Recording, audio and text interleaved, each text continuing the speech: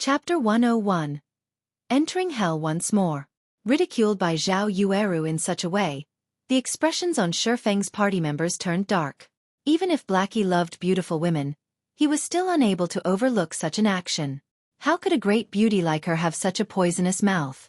Although Blackie wanted to refute her, his words were unable to leave his mouth. The Dark Moon Graveyard was just too hard. Even if they believed in Shifeng's strengths and techniques, when faced with so many elites and special elites, who could guarantee that they'd be able to pass through? What? Nothing to say? Zhao Yueru asked coldly when Shifeng had remained silent as if he were in deep thought. The members of Ouroboros were also looking at Shifeng with disdain. They were already feeling despair towards the Dark Moon Graveyard, and even Gentle Snow felt helpless. So what could a beta tester, with only some slightly good techniques, do? You're just a beta tester. Who doesn't know how to talk big? If you have the ability, then you take command and kill all of those monsters. If you don't, stop spouting bullshit. Humph. Just a bunch of independent players foolishly making second guesses after we can't get through. The members of Ouroboros all had their own arrogance. They all supported Zhao Yueru, one after another. They hurled all sorts of ridicule towards Shifeng, venting the despair in their hearts. What did guys you say? If it weren't for Brother Feng, would you still be alive right now? Shifeng's party members could no longer stand by idly and watch.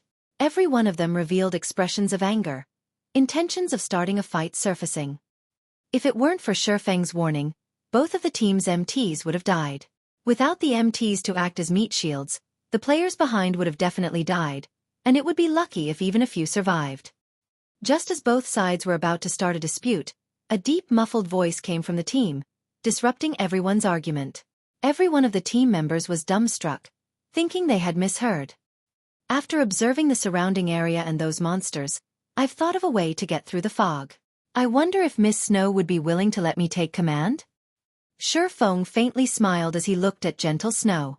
Regarding the ridicules of Zhao Yueru and the others, Shifeng did not mind them in the slightest. That was because everything was going according to his plan. From the moment Zhao Yueru started mocking him, his goals had already been achieved. If Zhao Yueru and the others did not react the way they did, how would he be able to seize the opportunity to take the initiative? If you can lead everyone across the fog, it won't be a problem to pass leadership to Yule. Gentle Snow's iceberg-like expression faintly changed. Being able to get through the fog was a good thing. She was also not a petty person. It was just that, for some reason, when she looked at Shifeng's smile, she had a faint feeling of disharmony as if all of this was within Shifeng's grasp. Snow, I was only joking. How could you give this bastard leadership over the team? Zhao Yueru panicked. Ouroboros' first vice leader was actually being commanded by an outsider. Wouldn't that make them the laughingstock of the other first-rate guilds? They would call out Ouroboros for their inability. If you have any other methods to pass through, I won't really mind, Shifeng shrugged, spreading his hands to signify that he did not care. Zhao Yueru wanted to dissuade Gentle Snow. She had only been speaking out of anger before. If Shifeng had really become the team's leader, then wouldn't an upheaval occur within the team? Who would be willing to submit to an independent player? Even if Shifeng's techniques were quite good, there were still heaps of such personnel within the guild. Okay, now is not the time to care about reputation. Clearing this dungeon is our priority. From now on, Yifeng will command the team. His words are my words. If anybody doesn't listen, you'll know the consequences, Gentle Snow said in a chilling tone. Gentle Snow naturally knew Zhao Yueru's concerns. She, too, had considered the problems. However, if they gave up the team dungeon's first clear due to this little reputation, that would truly cause their guild to become the laughingstock of other guild. All right then. Whatever you say. However, if he doesn't command us adequately, only blindly giving out orders, I won't obey. Zhao Yueru shot a glance at Shifeng in anger. She did not believe that Shifeng could properly command the team, not to mention lead them through the fogged area. After all, Shifeng was just an independent player. It was impossible for him to have any experience in commanding a team. In a moment, she would watch and make fun of Shifeng making a fool of himself. Seeing that Gentle Snow had already nodded her head in agreement, Shifeng unhurriedly said, "Since we're done with the matter of leadership, let's talk about the matter of distribution. All of the equipment will be given out according to job requirements, while the other items will be auctioned within the team. Any problems? Yifeng, don't go overboard. Zhao Yueru glared at Feng like a wrathful tigress. Miss Zhao, I'm not trying to swindle even a single item. We're just fairly competing inside the dungeon, so is there a need to talk about going overboard? Feng calmly smiled. Previously, Feng agreed to Gentle Snow's arrangements because he did not possess the power to back himself up. He knew the strategy to conquer the Dark Moon Graveyard. However, he couldn't reveal that fact earlier. After all, Team Dungeons had not activated during the beta test of God's Domain. Hence, if Feng were to reveal knowledge that not even beta testers of God's Domain had, Gentle Snow and the others would definitely become suspicious. Now, everyone was aware of the Dark Moon Graveyard's information. Moreover, Feng, himself, had followed them into the dungeon. As long as Feng performed thinking up a strategy, naturally, no one would question him. Even the astute Gentle Snow would not suspect Feng had long since known how to conquer the Dark Moon Graveyard. Zhao Yueru became speechless from anger. She felt Feng was just a scoundrel intoxicated by success. On the other hand, Gentle Snow did not hesitate as she revealed a faint smile, calmly saying, "All right. As long as we can get through, I'll agree to your conditions." Snow. Zhao Yueru did not dare believe her own ears. Gentle Snow agreed just like that. Recipes for lifestyle jobs. The ones dropped from Team Dungeons were even more priceless. How could they just let others take advantage of them? Enough. It's all just a waste of breath if we can't get through the dungeon. If we manage to get through and an item drops, we'll just buy it as is. Do you think an independent player like Yifeng is wealthier than us? Gentle Snow softly explained. Hearing this, Zhao Yueru came to a realization. If they were competing regarding capabilities, even 100 Yifengs would not be a match for them. At the end of the day, the item would still be theirs. Humph. Be pleased with yourself while you can. Zhao Yueru's mood greatly improved. She even looked forward to clearing the dungeon as quickly as possible, obtaining several recipes. She wanted Feng to know just how foolish his decision was. Since I will be commanding the team from now on, let's first leave the dungeon and re-enter it once everybody gathers. Feng took out a return scroll and started chanting. Using a return scroll inside a dungeon would automatically send players back to the dungeon's entrance, saving players the wasted time running back. The others also promptly took out return scrolls after watching Feng do so. Indeed, 3 people had died in the team, so some reorganization was necessary. Outside the Dark Moon Graveyard, many teams belonging to guilds had returned after dying. They were currently reorganizing themselves, preparing to challenge the dungeon once more. When they saw the Snow Goddess and her team leave the dungeon, they all were abruptly shocked. All of them hurriedly looked towards the glory list at the dungeon's entrance. The Snow Goddess' fame was extremely great. In addition to so many of her team members leaving through the dungeon's entrance, there was a high chance that they had already cleared the dungeon. However, the glory list was still as empty as ever. Everyone let loose a breath of relief. They continued with their rest, discussing how they would raid the dungeon. After over a dozen minutes, the entire team was assembled. Everyone, once more, walked towards the teleportation gate. As the leader of the team, Feng immediately adjusted the dungeon's difficulty to Hell mode. Immediately, the color of the teleportation gate changed. A flickering image of a ghost's head appeared, causing others to shudder. Before anyone within the team could react, they turned into black rays of light as they entered the Dark Moon Graveyard. Outside the dungeon's entrance, the members of the various guilds were all dumbfounded. What sort of situation was this? Didn't they just enter normal mode once? After understanding some information about the Dark Moon Graveyard, they're already starting to raid Hell mode. Was there a need to be so strong-willed? Chapter 102, Kobold King 1. The sky was dark, and the bright moon illuminated all of the Dark Moon Graveyard. Compared to the normal mode of the Dark Moon Graveyard, a great expanse of dense fog shrouded the wasteland. Not only did it obstruct one's vision, but it also carried with it an endless air of murder. It was like a battlefield. A heavy and oppressive feeling permeated the wasteland, causing one's body to grow sluggish. This is the hell mode of the Dark Moon Graveyard? Gentle Snow surveyed her surroundings, revealing an indifferent smile. She discovered that the fog here was almost alive, and she felt as if she were being watched. Moreover, there were crimson-red spots glowing, floating about the fog, most likely the blood-red eyes of the kobolds. Just the number of monsters here far exceeded that of the normal mode. Moreover, there was also the dense fog hindering one's vision, greatly increasing the difficulty of battle. Yifeng, what are you trying to do here? Why did you bring us to hell? Zhao Yueru looked toward Xueqi, interrogating him. After experiencing the terror of normal mode, even an idiot knew how horrifying hell mode would be. This was not a place for people at all. Right now they could not even clear normal mode, so coming to hell mode was just plain suicide. Gentle Snow was also curious as to why Xueqi had done such a thing. Judging from Xueqi's behavior, he was definitely not a brainless person.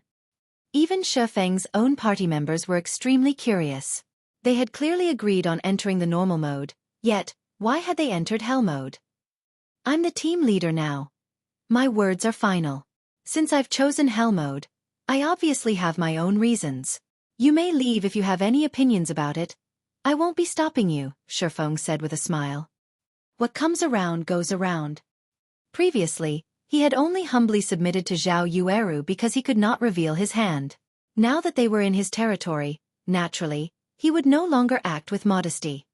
You bully! Zhao Yueru's almond eyes widened into circles as she glared at Xueqi, her twin peaks bouncing indefinitely. She stomped the rock beneath her feet, unable to find any words.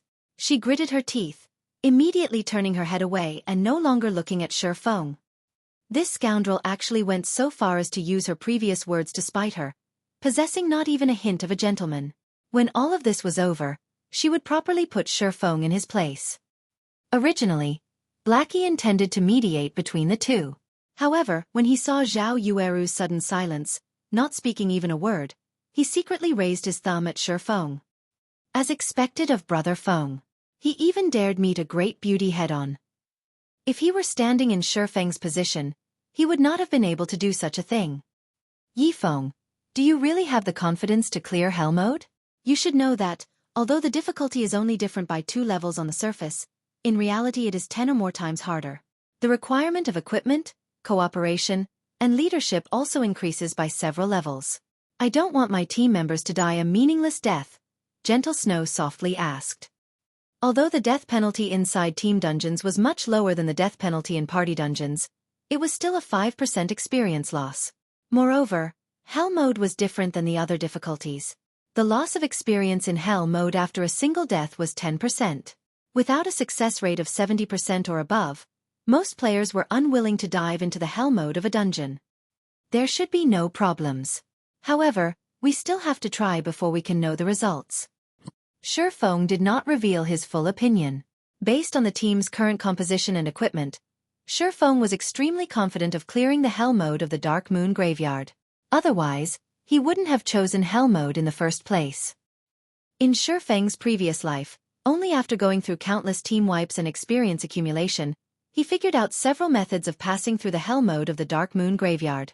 If he let Gentle Snow to fumble about slowly, who knew how long he would have to wait or how many team wipes they'd have to go through before they successfully passed through. Watching Xueqi's calm behavior, after giving it some thought, Gentle Snow decided to support Xueqi's decision.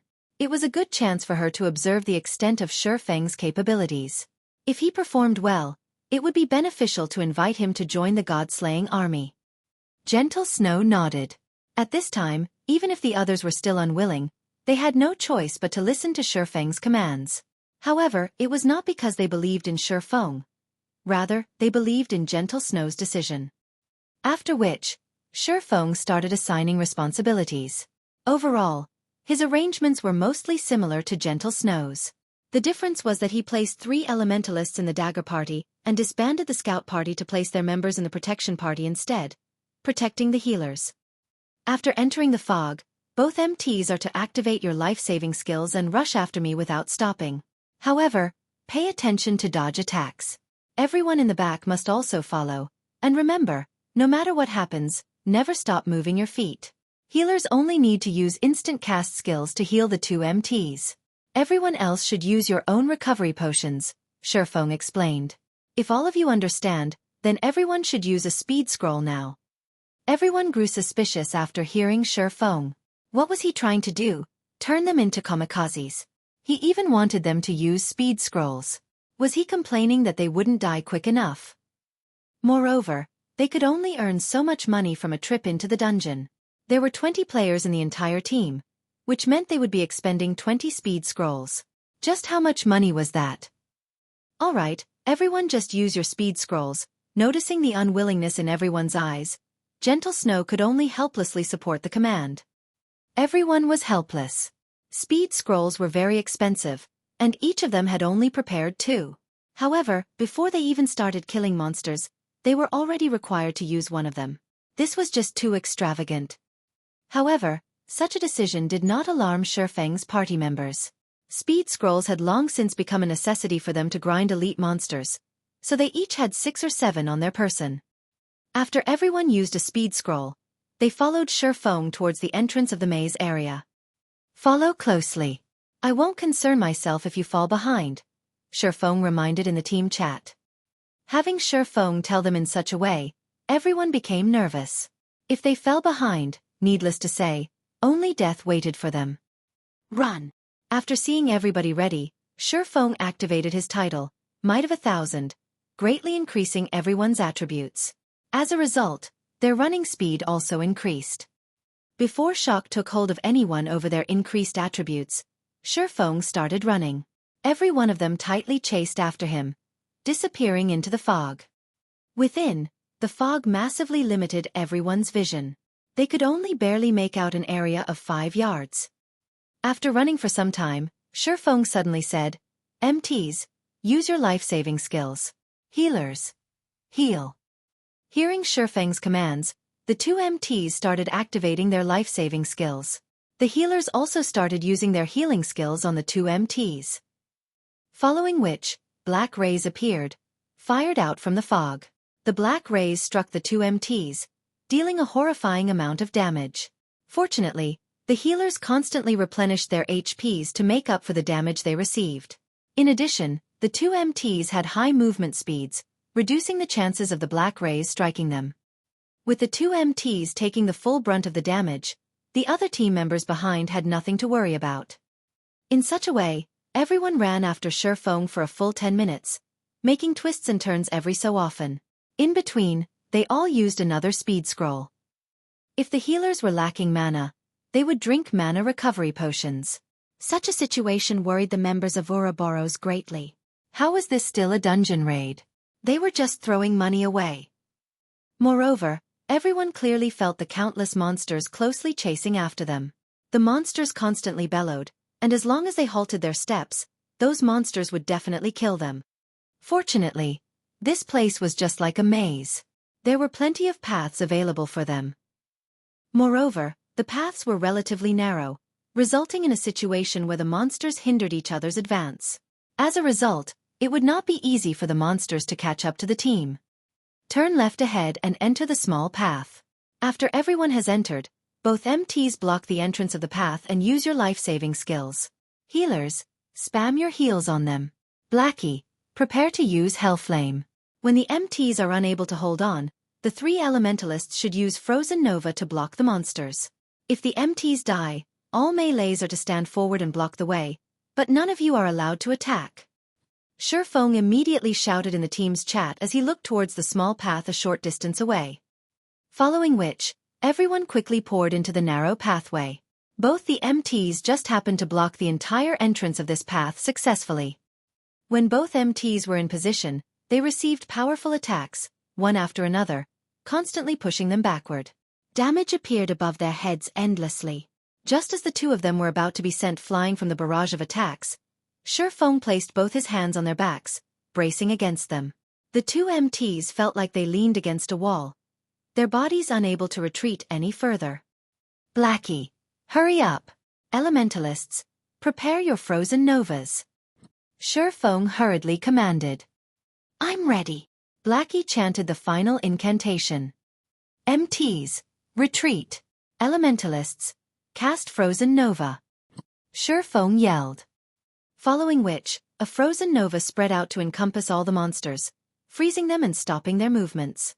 Over 20 points of damage appeared over every monster's head. Such a high ice resistance. Xueqi's brows slightly cringed. She was extremely dissatisfied with the damage she inflicted. At this time, pillars of green-colored flames shot up amidst the monsters, causing damages of over -300 to every monster. The pillars of flame lasted for 5 seconds, and during this period, the monster's HP incessantly fell. This scene dumbfounded everyone. Even Blackwing, himself, was stunned. Wasn't this damage a little too high?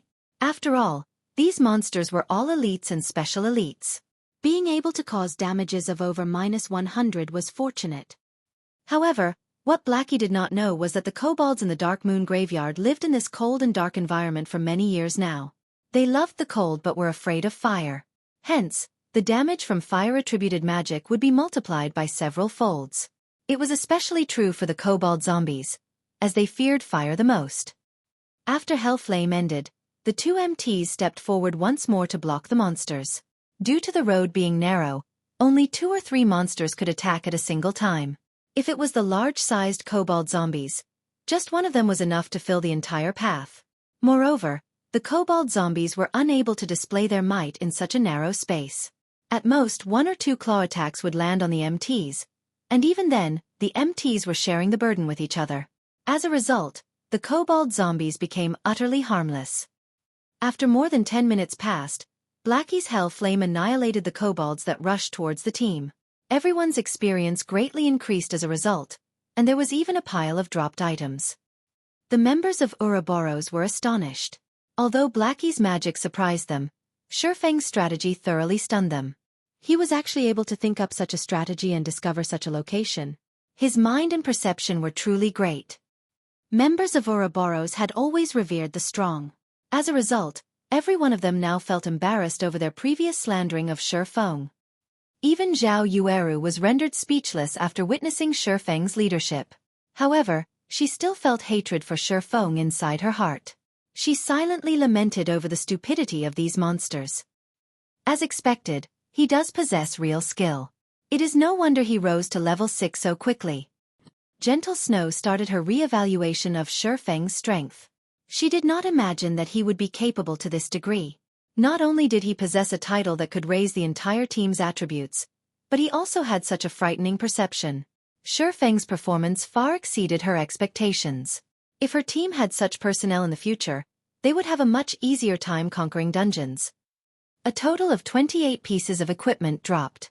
Among them, there are 9 pieces of mysterious iron rank, while the rest are bronze equipment. We'll distribute them according to jobs. Xueqi arranged the loot and distributed the equipment. He distributed them accordingly, and players who had similar jobs would roll for the equipment, with a higher number obtaining the equipment. Hearing Xueqi report their gains, everyone sucked in a deep breath. They were unable to utter a single word due to their excitement. Currently, mysterious iron equipment was considered top-tier equipment. Previously, they had killed so many monsters in the normal mode of Dark Moon Graveyard, yet, only a few pieces of bronze equipment dropped. Right now, however, they only killed a large wave of monsters, but already obtained so much mysterious iron equipment and bronze equipment. This drop rate was just too frightening. Chapter 103, Kobold King, 2. Discovering that the hell mode of a dungeon dropped so much valuable equipment, even Gentle Snow was stunned. If they could clear the hell mode of the Dark Moon Graveyard, it was unknown just how much top-tier equipment they could obtain. With top-tier equipment, they would have a much easier time conquering the other team dungeons. Thinking up to this point, Gentle Snow became much more interested towards conquering the hell mode of the Dark Moon Graveyard. It was just that she did not know whether Xueqi was capable of accomplishing this magnificent feat. After Xueqi distributed the equipment, many of the team members immediately swapped out their old equipment for the new. It was especially true for the extremely lucky Blackwing. Blackwing was the only cursemancer on the entire team. Among the 9 pieces of mysterious iron equipment, there were 2 pieces of the Death Word set equipment meant for cursemancers. The Death Word set equipment was at the apex of all level 5 set equipment for cursemancers. Just the effect of having 2 set pieces increased Blackwing's Dark Arrow by 1 level. In addition, Blackie's dark arrow was already level 4. At level 5, the dark arrow's damage increased by a large leap. Meanwhile, Kola managed to win a mysterious iron shield by rolling. After equipping the shield, his defense surpassed the shield warrior from Ouroboros, Ghost Chop, by quite a lot. Although many items dropped, Xueqi incessantly shook his head at these items. None of these items attracted his attention. "Why don't you want this piece of bronze equipment for swordsman?" Gentle Snow asked, astonished. With just a glance at Xueqi's equipment, anybody could tell it was just individual bronze equipment assembled together. According to logic, their attributes should be much weaker than the equipment dropped from the Hell mode of the Dark Moon Graveyard. However, Xueqi remained indifferent towards the equipment dropped. "The attributes of this equipment isn't as good as what I'm currently using. Just give it to your guild swordsman." Xueqi carelessly gave the equipment to Gentle Snow. Naturally, he would not mention that he already possessed a set of Silver Moon set equipment, which was the best set equipment for swordsmen under level 10. After hearing Xueqi, the other swordsman in the team repeatedly expressed his gratitude towards him. Even if Xueqi were to take away the equipment for swordsmen, nobody on the team would complain. On the contrary, they would feel it was only natural that he would do so. No matter what anybody said, it was all due to Xueqi's efforts that they were able to obtain so much equipment. However, Xueqi displayed himself to be extremely impartial, causing the members of Ouroboros further admiration. Their gazes when they looked at Xueqi held even more reverence now. Xueqi stayed unmoved while faced with top-tier equipment. In the virtual gaming world, not many people would be capable of remaining as impartial when leading a temporary team. Noticing everyone had mostly recovered, Xueqi said inside the team chat, "Everyone, prepare yourselves. We will be going to the next strategic point. Those without speed scrolls, come get them from me." The members of Ouroboros were troubled when they heard this. Each of them had only carried 2 speed scrolls and both had already been used. However, they felt extremely awkward asking for speed scrolls from Xueqi. After all, they previously made a mockery of Xueqi. It would practically be a slap to their own faces if they asked Xueqi for the expensive speed scrolls now.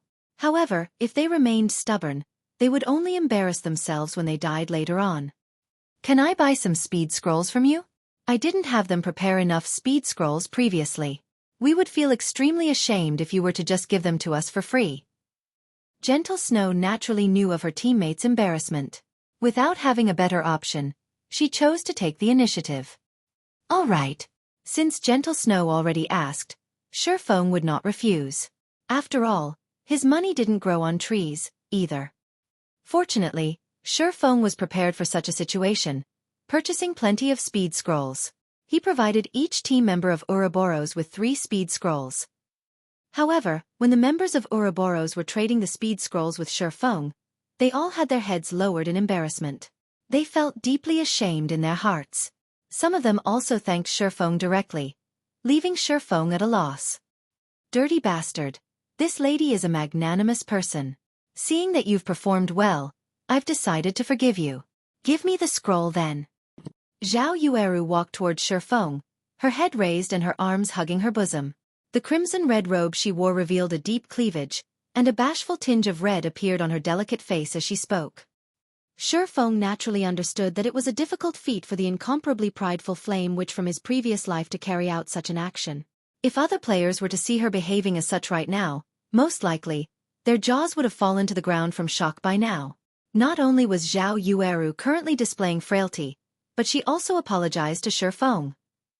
Even Xiao Yuer was pinching her own tender pink cheeks, thinking she was hallucinating. Xueqi only revealed a smile at Zhao Yueru's display as he traded the speed scrolls to her. However, inwardly he was baffled. Was the sun rising from the west? He did not think that Zhao Yueru had such a side to her. If other men were to see this, their bones might turn to mush. Xueqi did not think that his unintentional action would actually allow him to witness such a scene. A pity he did not record the moment. On the other side, just as Xueqi and the others busied themselves in the Dark Moon Graveyard, the other guilds were still exploring the maze. They died over and over. Such a situation caused many guilds to give up their conquest of the Dark Moon Graveyard. If they continued this act of suicide, they might not properly recover their horrifying experience loss. However, there were still some of the stronger guilds who continued their exploration, conquering the Dark Moon Graveyard bit by bit. 3 hours after the Dark Moon Graveyard opened, there was still not a single guild that managed to clear the dungeon. After frantically trying to conquer the dungeon, the Assassin's Alliance, Heaven's Crown, and other raided guilds started to cool their actions. They started to calmly analyze all the information they obtained from the dungeon. Meanwhile, the team Xueqi led had already killed their way towards an underground mausoleum, preparing to enter it. In order to arrive at this mausoleum, Xueqi had led the team through 2 more similar massacres, obtaining more than 40 pieces of equipment and various materials. Everyone in the team greatly improved as a result. The 2 MTs in the team also surpassed the 400 defense threshold. Now, even when faced against the Kobold zombies' claw attacks, they could resist 2 hits head-on. This underground mausoleum was situated in the central region of the wasteland. It was also the Dark Moon Graveyard's sole exit. In order to avoid suspicion, Xueqi intentionally took several detours. Just as Xueqi and the others were about to enter, Gentle Snow looked towards the serene and distant mausoleum, suddenly saying, "There are no monsters in the surroundings. This place may very well be the exit of the Dark Moon Graveyard. We should let the assassins scout ahead first. That way, if there are traps ahead, we won't risk a team wipe." All right. Although Xueqi knew there were no traps, he couldn't actually reveal that. So, he could only agree to Gentle Snow's suggestion. Following which, one of the assassins snuck into the mausoleum. After more than 10 minutes passed, the assassin reported that there were no dangers ahead. The assassin also discovered a teleportation circle inside a large hall. However, there was a gigantic monster standing guard in the middle of the teleportation circle. The assassin did not close in on the monster for fear of being discovered. Moreover, the room was dimly lit, so the assassin could not clearly see the information of the monster within. "Let's go take a look then," Xueqi said as he entered the mausoleum. Although the assassin did not know what kind of monster was inside, Xueqi certainly knew. The monster guarding the teleportation circle was the final boss of the Dark Moon Graveyard. It used to be the king of kobolds, the Kobold King Patch Leo. The moment everyone entered the large hall, the dimly lit hall suddenly changed. The extinguished candles around the room flared to life, emitting a dark green flame and illuminating the entire hall. Meanwhile, a figure over 3 meters tall stood in the center of the hall. The figure was a ferocious kobold, its body covered in blue-colored armor and its hands wielding a pitch-black greatsword decorated with runes. The kobold silently stood on the magic circle, not even moving a muscle as its entire body radiated a frightening pressure. Everyone used observation skills, one after another, wanting to understand this monster. However, after seeing its information, everyone's complexion turned pale. They felt a deep terror as they gazed at this creature, and even Gentle Snow sucked in a cold breath. None of them had any confidence in killing this monster. Chapter 104. An Unknown Way of Battle. Everyone stood silently within the bright mausoleum hall, turning the place eerily quiet. After some time had passed. "Brother Feng, what do we do now? This boss is just too terrifying. It is impossible for us to kill it," Blackie looked towards Xueqi, asking. On the other side, Zhao Yueru said helplessly, "Snow, it seems we won't be able to clear the dungeon after all." The other team members also indicated their agreement. There could be no greater folly than to attempt something they already knew to be impossible. "Are we just going to give up like this?" Gentle Snow's slender eyelashes trembled slightly, her crystal-clear eyes shifting towards the Kobold King's figure once more. They had reached this point after much difficulty. Were they just going to give up like this? Kobold King Patch Leo, Lord Rank. Level 6. HP 120. 000/120. 000. Not mentioning its frightening amount of HP, just the mere words, Lord Rank, were enough to cause players to tremble. That meant that there was a single aspect to this monster that was extremely terrifying. Either in terms of speed, strength, or magic. Based solely on the terrifying aura radiating off of the Kobold King's body, its bulging, iron-like muscles, the pitch-black greatsword as tall as a man, which pierced deeply into the ground. Even without having any exchanges with this Kobold King, everyone knew there was no way to overpower it. Why don't we give it a try first? Ghost Chop, try out the boss capabilities. The others will leave the hall first, Gentle Snow said after giving it some thought. Gentle Snow still intended to give the boss a try. She was hoping to look for a strategy to kill it. Let's leave first then, Xueqi said as well. Gentle Snow's thoughts were exactly the same as his. He would let the MT try out the boss, then let the team watch. That way, he would have an appropriate excuse when he revealed his strategy. Following this, the shield warrior, Ghost Chop, activated his video recording, charging towards the Kobold King alone. Meanwhile, the thick and heavy stone doors leading into the hall started closing. Just as Ghost Chop was midway through his charge, the Kobold King abruptly opened its eyes. Kachak! The Kobold King casually pulled out the pitch-black sword from the ground. Its robust legs abruptly exploded with power as it similarly charged at Ghost Chop. Like a fierce gale, the Kobold King swept towards Ghost Chop. Ghost Chop's body was frightened stiff. He rapidly reacted by raising his shield, blocking it in front of his chest. In the blink of an eye, a black ray, which carried with it an explosive sound, struck on the shield. Hong! Ghost Chop's entire person was sent flying, and a damage of 633 points appeared above his head. His entire arm felt numb from the attack. If he had not used his shield to block, he might have been killed instantly. Ghost Chop felt that his own techniques were quite good, and he was an elite member of Ouroboros. Moreover, his task right now wasn't even to kill off the boss. If he could not even force the boss to reveal its hidden cards, then he would be an absolute disgrace. Ghost Chop abruptly stood up. He poured a bottle of basic regeneration potion down his throat, his HP recovering to more than half of its total. Just as he was considering attempting another bout with the boss, he suddenly discovered that the boss was already standing behind him, its great sword raised up high. Abruptly, the Kobold King slashed the great sword at Ghost Chop. Shield wall. Ghost Chop no longer had the option to dodge the attack. He could only use his life-saving skill to take the attack at full force. When used, Shield Wall would reduce the damage the user received by half for a duration of 12 seconds. The black runic greatsword struck down once more. Although Ghost Chop had used his shield to block the attack again, he was instantly forced into a kneeling position by the resulting pressure. The stone bricks beneath his feet cracked apart like a spider's web, and his HP instantly fell by 426 points, leaving him with only a thread of life remaining. The Kobold King then kicked towards the side of Ghost Chop's abdomen. Ghost Chop helplessly imprinted himself onto a wall, and his HP instantly dropped down to 0. Only 3 seconds had passed since the start of the battle.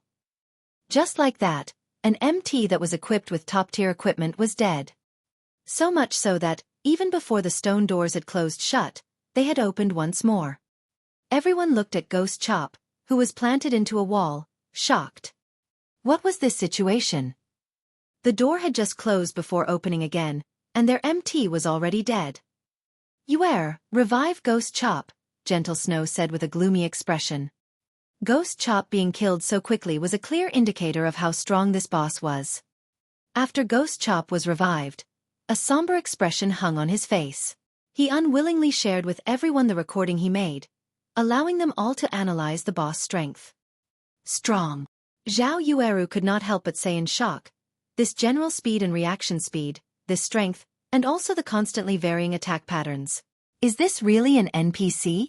Are we sure this isn't a martial arts expert in disguise?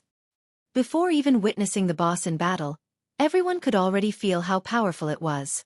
Now that they witnessed this for themselves, aside from feeling shocked, they were also astounded. With Ghost Chop's skills, he was actually unable to even damage the boss. This was just too horrifying. Even if it was the strongest chieftain rank monster Gentle Snow met before, in comparison to this Kobold King, it would only be a little rabbit. As for Xueqi's party, whom had battled with a Lord rank boss before, after looking at the recording, even they were feeling apprehensive. As expected of a Lord rank boss in a team dungeon, compared to the Lord rank boss of a party dungeon, it was at least several times stronger. Not only was its speed and strength a problem, but its attack patterns were even more so. There were just too many variations. It was as if they were fighting in a close-quartered combat against an expert. Moreover, the physical attributes of this expert were better than theirs by several fold. Just how were they supposed to continue battling against this boss?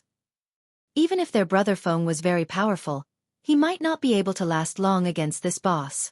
After all, this boss had a HP of 120,000 and their HP did not even reach 1,000. Let's withdraw.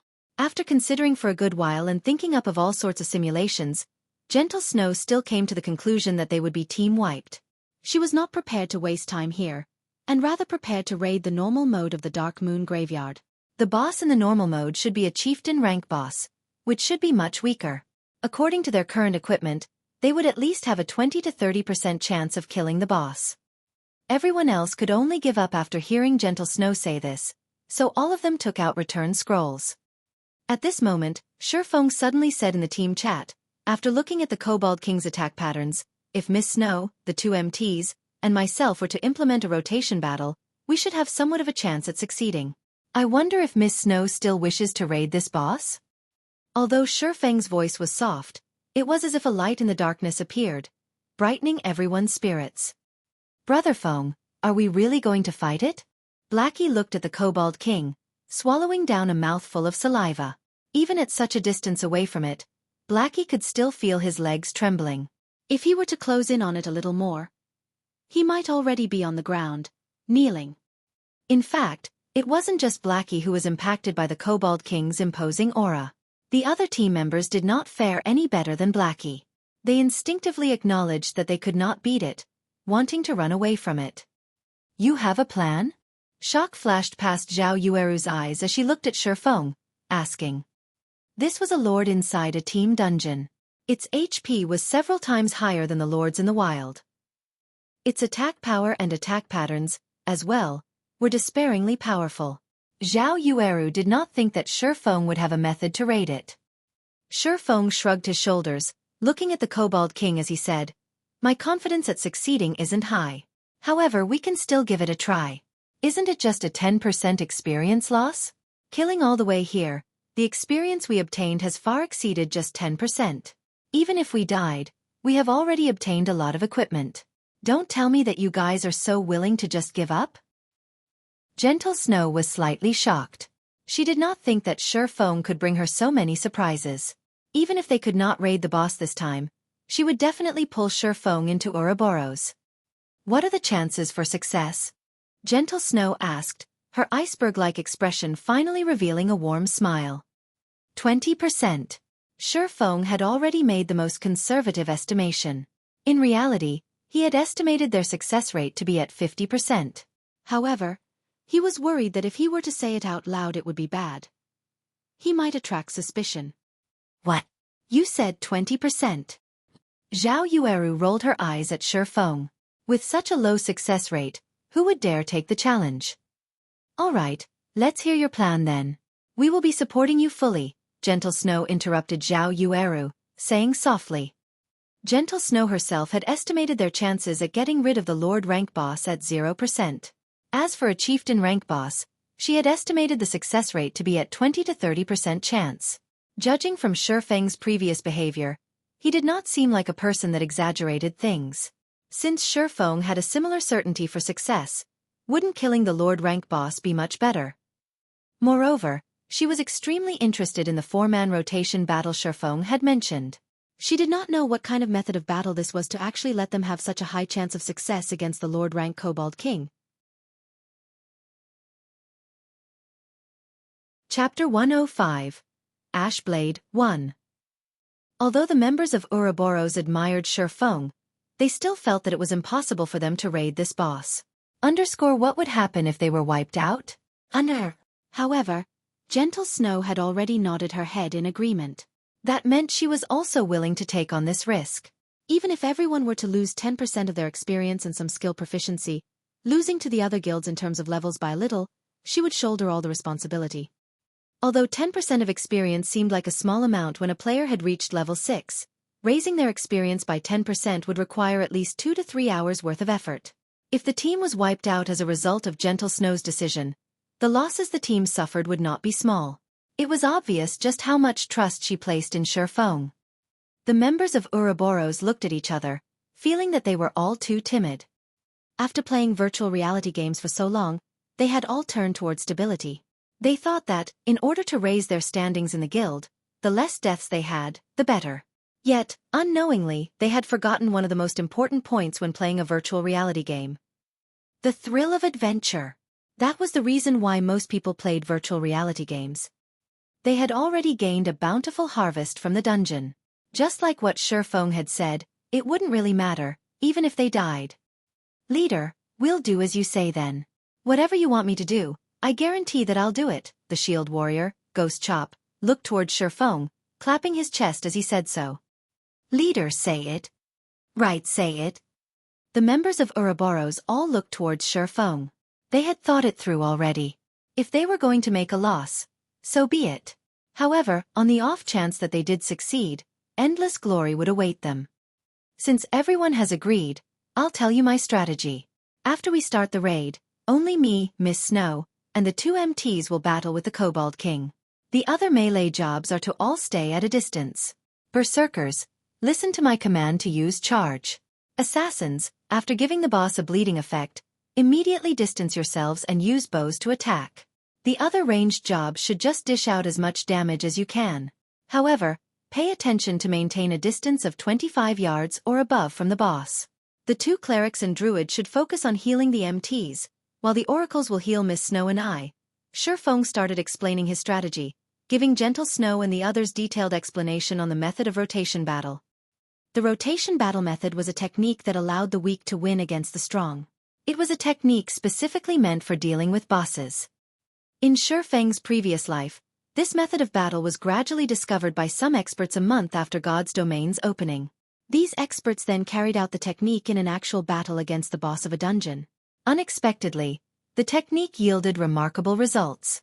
Bosses, which they were previously helpless against, were easily gotten rid of with this technique. Following which, this technique slowly spread out, and within 2 months' time, almost every guild's elite team members had learned the technique. Right now, if they wished to raid this Lord-rank Kobold King, then they would need to utilize this method of battle. Otherwise, for as many battles as they carried out, they would die an equal amount of deaths. There would be no exceptions. After Xueqi's explanation ended, everyone entered into the large hall of the mausoleum. The Kobold King, equipped with blue-colored armor, still stood silently in the middle of the hall. Kola, start the raid. Pay attention to your positioning and set aside the Kobold King for the ranged players. After which, you and I will cooperate to hold off the boss. When we are both unable to hold it off any longer, Ghost Chop will be responsible for relaying the boss over and cooperate with Miss Snow to hold it off. After we have stabilized the boss aggro, all ranged players can start dealing damage.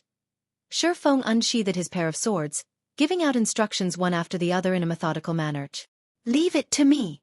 Kola appeared slightly panicked. However, after having gone through Xueqi's guidance for a period of time, he gradually began displaying the potential of an apex expert. After everyone was in position, Kola immediately rushed at the Kobold King with his bear-like robust body. However, before he had even covered half the distance, and having yet to alert the Kobold King, he used Divine Shield Strike. Kola's shield flew out, transforming into a shooting star as it shot towards the Kobold King. Just as the flying shield was about to hit the Kobold King abruptly opened its eyes, revealing 2 blood-red orbs. Its mouth opened wide, exposing a sinister cold smile. With a single draw of its great sword, the Kobold King sent the shield flying away. The shield did not cause even a single point of damage. Before anybody could be shocked by the Kobold King's skill, the Kobold King had taken a large stride forward. It reached Kola in the blink of an eye, its great sword striking downwards. With the arm that was holding onto the shield, Kola blocked against the attack from the great sword, receiving more than 400 damage. Meanwhile, Kola's other hand abruptly tightened its grip around the dagger, and with a yell, he slashed out the dagger, striking at the side of the pitch-black great sword. Unhung. That the sword brandished by the Kobold King, due to the offset produced from Kola's dagger, had slid off along his shield and pierced into the ground, causing a halt to the Kobold King's battle rhythm. Beautifully done. Xueqi appeared behind Kola at this moment. Xueqi brandished the crimson blade, striking at the Kobold King's greatsword once more, causing the greatsword to sink deeper into the ground. At the same time, Xueqi cast Chop. Using the abyssal blade, the sword transformed into a black ray as it pierced at the Kobold King's neck. This time, they finally caused damage to the Kobold King, with a damage of 193 points appearing above its head. Before Xueqi could retrieve his swords, the Kobold King had released its grip on its great sword, sending a punch toward Xueqi. Switch! Xueqi yelled. Ghost Chop had long since been waiting at the side. Immediately he sent a slash at the Kobold King's arm. As a result of the impact, he was sent retreating 2 steps backward by the Kobold King's fist with a damage of over 200 points appearing above his head. However, the Kobold King was also forced back, its body nearly losing its balance. Gentle Snow rushed up at this time, her Flame Spirit greatsword transforming into a sword of fire as she used Flame Slash on a gap in the Kobold King's armor, dealing 132 damage to it. Soon after, the Kobold King finally managed to stabilize its body. It brandished its greatsword in a fit of rage, casting a horizontal slash. However, Kola was a step ahead of it as he forcefully received this horizontal slash. As a result, no one else received a single point of damage from the Kobold King's attack. Kola himself, however, received 560 damage. Fortunately, there were 3 healers healing him at the same time, bringing his HP from a critical state back up to more than half. Subsequently, Xueqi and Gentle Snow continuously overlapped their attacks with each other, while Kola and Ghost Chop kept on receiving the damage, and the healers healed them without stopping. In such a way, the team slowly reduced the Kobold King's HP.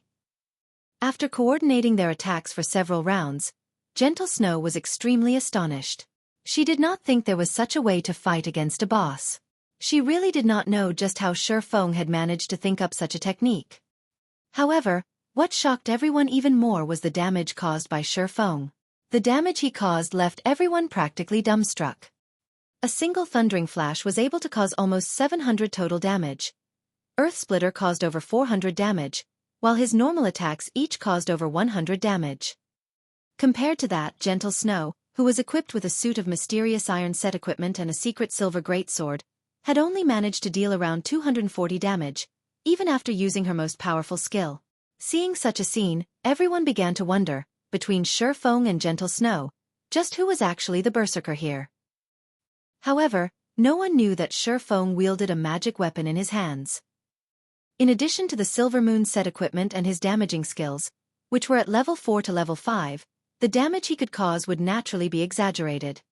Ranged players can start attacking now, Xueqi shouted in the team's chat after feeling that the boss hatred had been completely stabilized. At this time, the others were woken up with a start. The mages started reading out incantations, sending out fireballs and dark arrows. Meanwhile, the rangers continuously fired off arrows from their bows, causing a series of damage to the Kobold King. Amongst all these attacks, Xueqi was the person who dealt the highest damage in a single attack, which was over 100 damage. Following her, Blackwing could also deal over 80 damage with each of his dark arrows, while the others only dealt 40 to 50 damage.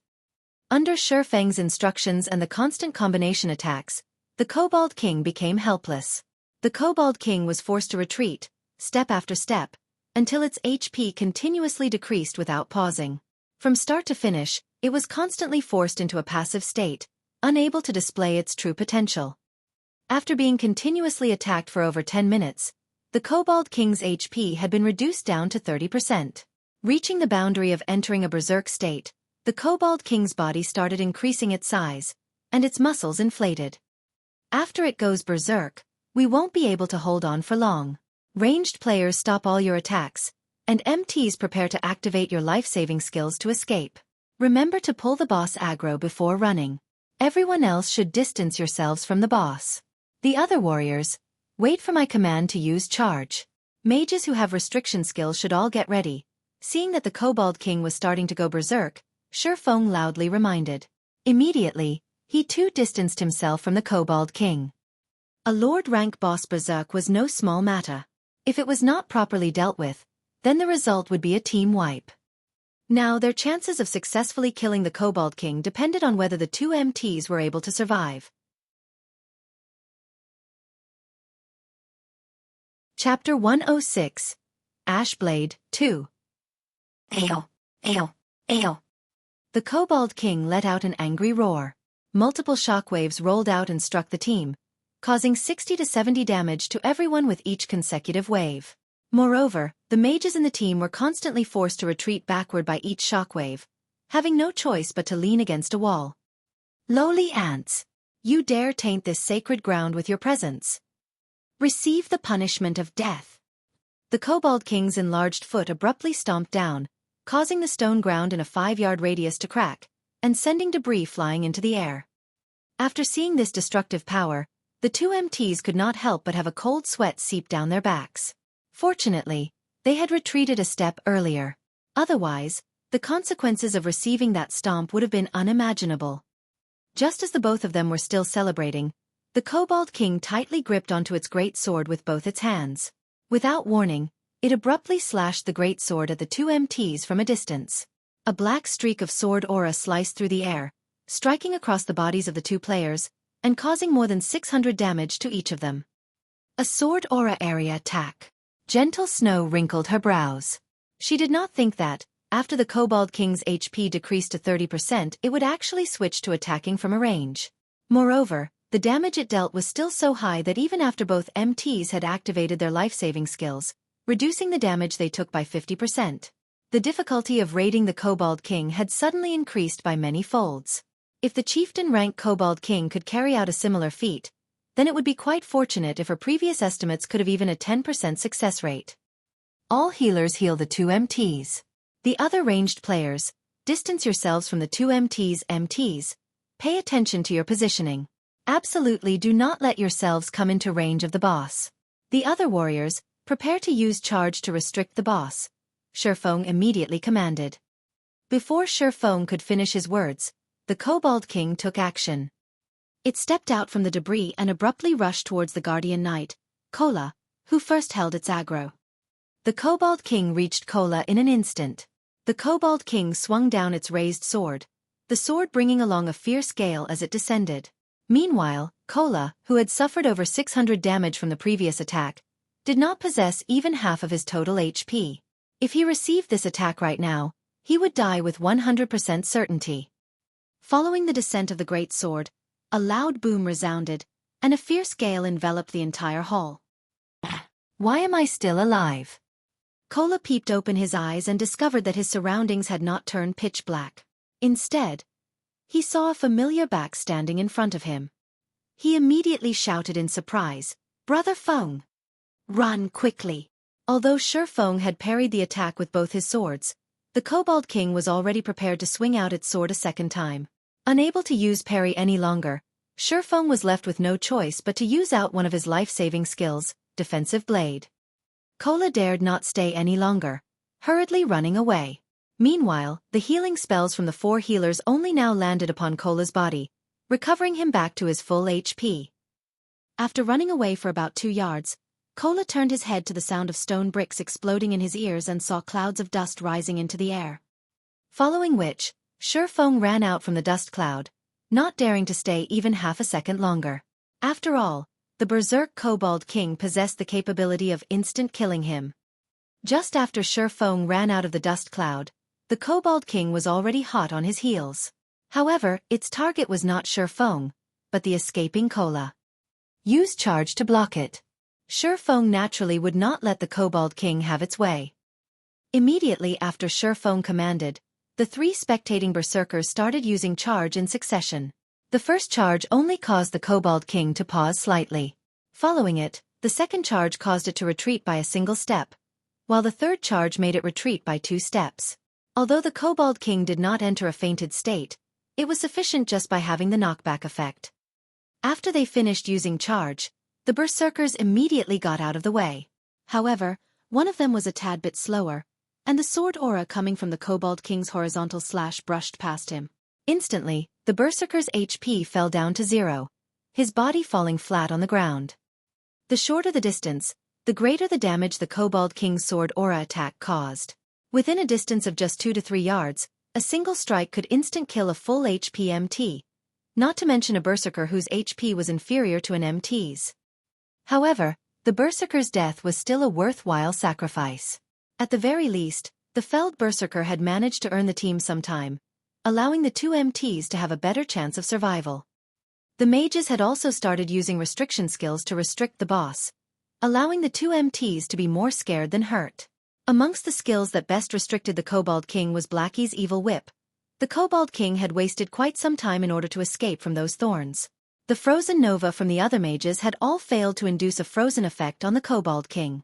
The mages had also used it to reduce the Kobold King's speed, though the effects were minimal. Time passed bit by bit.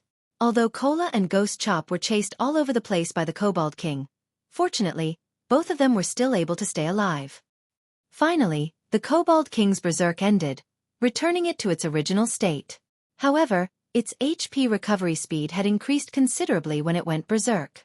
Its current HP was restored by more than 50%, which was over 60,000 HP. Attack it in rotation. After the Kobold King's berserk had ended, Xueqi naturally would not give the boss any leeway, immediately starting their retaliation.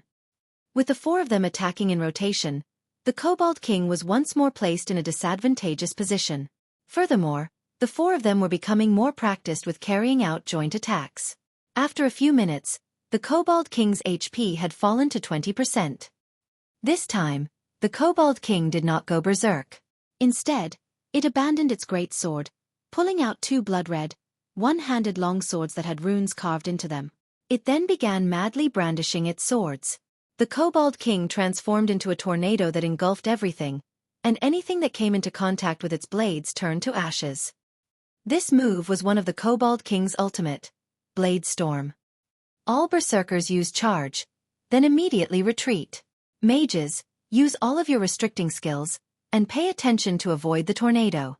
Stay at least 10 yards from it. Xueqi immediately shouted. After battling up to this point, everyone in the team had become extremely trusting of Xueqi. Without hesitation, the berserkers immediately used charge. All the warriors, including Gentle Snow, rushed up to the Kobold King, ramming their bodies at the Kobold King. The mages all used Ice Sphere, while Blackie used Evil Whip. The 7 thorn vines bound both legs of the Kobold King, immediately reducing the Kobold King's speed greatly. The power of its rotation was also significantly weakened. Although the speed of the Kobold King's Blade Storm had slowed down a lot, and its might reduced slightly, there were still a few players engulfed by it, turning into meat paste in less than 2 seconds. Within the Blade Storm's duration of 15 seconds, out of the 20 players within the team, 6 had already died. Amongst them, there were 2 berserkers, 1 assassin, 1 cleric, 1 ranger, and 1 swordsman. Meanwhile, the Kobold King still had 10% of its total HP. Seeing that the 2 MTs had their HP hanging by a thread, the Kobold King followed up by slashing its 2 swords at both their necks. Just as the 2 MTs were about to meet their makers, Xueqi appeared behind the Kobold King. Abyssal Bind. Thundering Flash. Double Chop. 9 pitch-black chains bound the Kobold King, preventing it from moving even a single step. After saving the 2 MTs, Xueqi followed up with a series of slashes on the Kobold King's weak point. The speed at which he drew his swords was frighteningly fast. Gentle Snow could not help but be shocked at Xueqi's sword drawing speed and accuracy. However, she did not halt her actions as she continued slashing at the Kobold King with her great sword. Within a short 3 seconds, everyone had taken away close to 4,000 HP from the Kobold King, plunging its HP down to a critical point. Ayo! The Kobold King was truly enraged now. Following its roar, the entire hall started trembling. This was the Kobold King's final ultimate, Death's Intimidation. The skill causes all enemies in a radius of 50 yards to fall into fear, unable to attack for a duration of 10 seconds. Suddenly, everyone had fallen into fear, blankly standing still and unable to move. At this sight, the Kobold King revealed a sneer that resembled a human's. It brandished its twin swords as it began a massacre. Within an instant, it had taken the lives of a berserker and assassin. Striking out, sword after sword, the 2 MTs were killed off as well. Meanwhile, not even 4 seconds had passed since the Kobold King had used Death's Intimidation. If the Kobold King was allowed to continue having its way, everyone would be dead when the 10 seconds were up. After half of the entire team was dead, Xueqi became the Kobold King's target. Xueqi was finally able to move. Previously, he had activated his extraordinary physique too. His resistance to fear became higher than the average player. So, the effective duration of the fear induced was also reduced by quite a lot. However, the Kobold King's sword was already descending. Unable to avoid it, Xueqi bellowed as he activated Life Shield. At the most critical moment, just as the Kobold King's greatsword was about to land on Xueqi, the Abyssal Blade had managed to block off this attack. Following which, Xueqi's entire person was sent flying from it, with a damage of over 640 points appearing above his head. Fortunately, Xueqi had over 1000 HP right now. In addition to the life shield absorbing some of the damage he took, he had managed to survive the Kobold King's attack. However, the life shield was also destroyed by this attack. Seeing that Xueqi did not die, the Kobold King became flabbergasted. It then rushed towards Xueqi, wanting to give him the final blow. Phantom Kill. 9 Dragons Slash. Xueqi's doppelganger used parry to block against the Kobold King's attack. Simultaneously, the doppelganger activated Defensive Blade and was able to delay the Kobold King for quite some time. Meanwhile, the Kobold King was receiving continuous attacks from the 9 Abyssal Blades. Its HP steadily fell, leaving it with only 1% remaining. Seeing that the cooldown for his own defensive blade was finished, Xueqi as well activated the skill. From a distance of 10 yards, Xueqi started attacking the Kobold King with sword auras. Damages of over 100 points kept on appearing above the Kobold King's head, taking its HP away bit by bit. After the Kobold King had managed to get rid of the doppelganger, its remaining HP did not even reach 300 points. Suddenly, it threw out both of its swords, sending them piercing towards Xueqi. Unfortunately, both swords were blocked off by Xueqi's defensive blade. However, the Kobold King had yet to give up. It turned into a streak of shadow, appearing in front of Xueqi in the blink of an eye and sending a slap at Xueqi with its claws. At this moment, Xueqi's thundering flash had finished its cooldown. Blocking the sharp claws with the crimson blade, Xueqi slashed at the Kobold King's neck with the abyssal blade, the blade turning into a streak of lightning as it struck at its target. Pang! Xueqi was blasted towards a wall, with only a thread of his HP remaining. On the other hand, the Kobold King lay on the floor, motionless. Xueqi had also abruptly risen by a level, reaching level 7. A large pile of items dropped. Amongst these items, there was one that was unusually dazzling. The item released a demonic silver glow, bringing a chill to those who laid their eyes on it. Ash Blade. Xueqi was shocked after seeing this item. This thing was the legendary item of Dark Moon Graveyard. In Xueqi's previous life, he had only heard rumors of it, and never actually saw it before.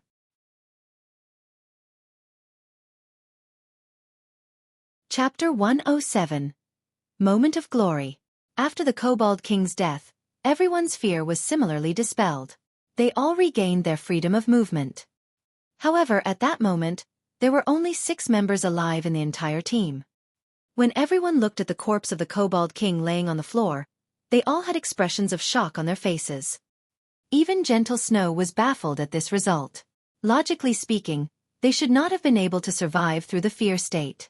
So, just how did the Kobold King die? However, when she looked at Xueqi standing beside the Kobold King's corpse, and furthermore, at the scant amount of HP he had remaining, realization struck Gentle Snow. Needless to say, Xueqi was definitely the one who had killed the Kobold King. The others were shocked into speechlessness.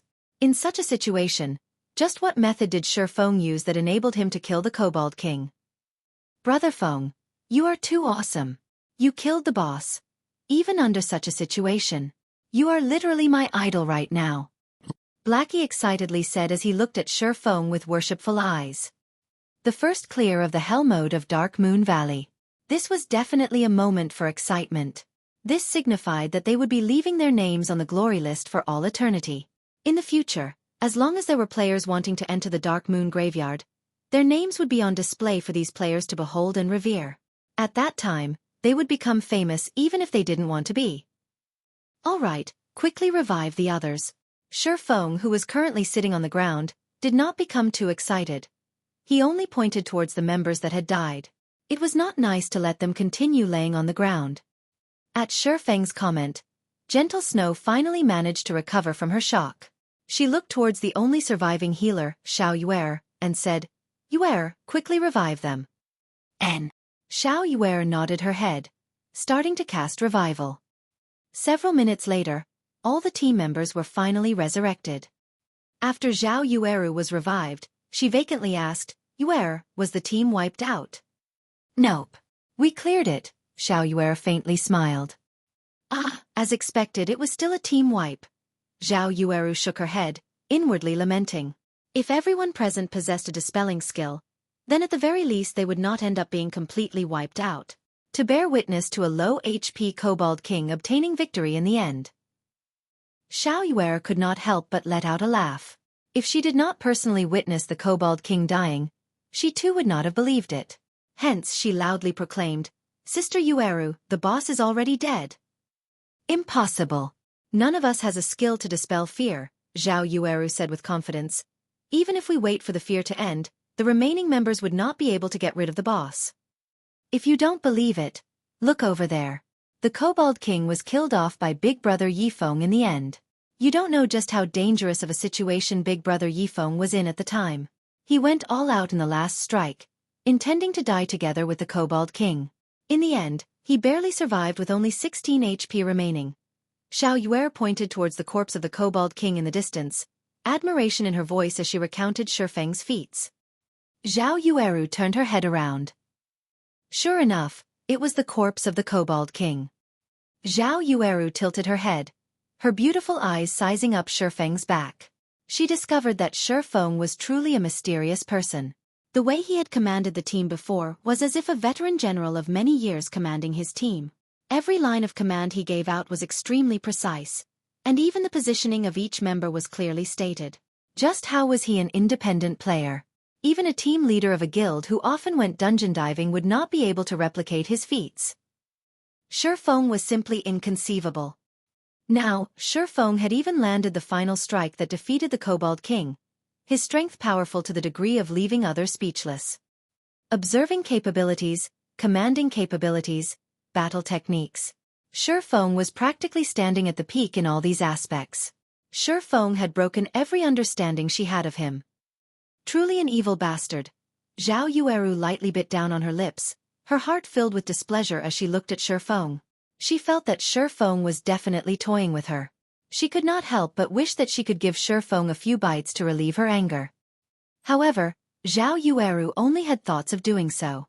She would not truly carry out such an action. Only after everyone had gathered did Shifeng begin to tidy up the loot from the Kobold King. Looking at loot, each and every one of the team members anxiously waited for Shifeng to complete his task. These things were all items that only dropped from the boss of the Hell mode of Dark Moon Graveyard. Every one of them was completely priceless. I'm done arranging them. There are a total of 8 pieces of equipment and 6 other items. Amongst these are 2 pieces of secret silver weapons, a level 5 greatsword and a level 5 shield. There are also 2 independent pieces of secret silver equipment. One is for clerics, the other is for swordsmen. The remaining 4 pieces of equipment are all pieces of mysterious iron set equipment. We will decide by rolling if more than one person needs the same piece of equipment. Shifeng gave a general introduction of the items. At the same time, he shared the information for everyone to observe. Runic sword, secret silver rank, 2-handed sword. Level 5. Equipment requirement. Strength 30. Attack power plus 45. Strength plus 9. Endurance plus 8. Attack speed plus 1. When attacking, there is a 10% chance to cause a heavy impact effect and 10% armor destruction effect. Runic shield, secret silver rank. Level 5. Equipment requirement. Strength 23. Defense plus 69. Block rate 35%. Strength plus 6. Endurance plus 10. Additional skill dash. Tough shield, when activated, reduces the damage taken from the front by 30%. Duration of 10 seconds. Cooldown 2 minutes. Everyone was stunned after seeing the attributes on these equipment pieces. Every piece of equipment was a top-tier item. Amongst them, the runic sword and runic shield were the absolute best. If they were to be sold right now, they would sell for 80 silver coins at the very least. However, they definitely would not sell any of these items. With good equipment in hand, they would have an easier time leveling up later on. Only an idiot would be dumb enough to sell them. Following which, everyone on the team began madly rolling for points as they competed over the equipment. In the end, the runic sword fell into the hands of Gentle Snow, while the runic shield went to Kola. Xueqi also obtained a secret silver pauldron, greatly increasing his attributes once more. Then next would be the other items. We will hold an internal auction for them. Highest bidder wins, Xueqi said. Hearing Xueqi saying so, the members of Ouroboros felt slightly embarrassed. They knew that the worth of the other items surpassed these pieces. It was especially true for that dazzling broken blade called Ash Blade. Just judging from the introduction of that item was enough to excite a person. Moreover, there was also a piece of advanced whetstone recipe and a few more rare materials. Every one of them was priceless. However, if it were not for Xueqi, just how would they be able to even clear the hell mode of Dark Moon Graveyard? Furthermore, they had obtained so much top-tier equipment, greatly improving themselves. Right now, they were already leading the other guilds by a large margin. So, how could they not feel shame fighting over these items with Xueqi? Gentle Snow had naturally considered this point. Moreover, she had wanted to pull Xueqi into Ouroboros herself, so naturally she had to deepen her relationship with Xueqi. Hence, she looked towards Xueqi, taking the initiative as she said, "We were only able to conquer the Dark Moon Graveyard due to your great contribution. We have already received enough, so the other items will all belong to you. I can't even begin to thank you enough." The other members of Ouroboros all nodded their heads in quick succession. Xueqi was slightly astonished. He did not think that Gentle Snow would actually give up on the auction. Although, he also was not afraid of having an auction. He had plenty of gold coins inside of his bag, enough to buy out both the advanced whetstone recipe and the ash blade. Since Gentle Snow did not wish to compete, he naturally would not refuse her offer. He stowed all of the items into his bag. With the dungeon conquered and the loot distributed, Xueqi walked towards a corner of the mausoleum. He then activated the mechanism to trigger the teleportation gate. Everyone walked into the teleportation gate, disappearing from the large hall of the mausoleum one after another. Just after everyone had left from the Dark Moon Graveyard. White River City Region System Announcement. Congratulations to Ouroboros for becoming the first team to conquer the hell mode of Dark Moon Graveyard. All players within the team will be rewarded with 10 reputation points in White River City. Red Leaf Town Region System Announcement. Congratulations to Ouroboros for becoming the first team to conquer the hell mode of Dark Moon Graveyard. All players within the team will be rewarded with 30 reputation points in Red Leaf Town. System. Congratulations to Ouroboros for becoming the first team to conquer the hell mode of Dark Moon Graveyard. All players within the team will be rewarded with 1 mysterious treasure chest, 50,000 EXP, and 10 glory points.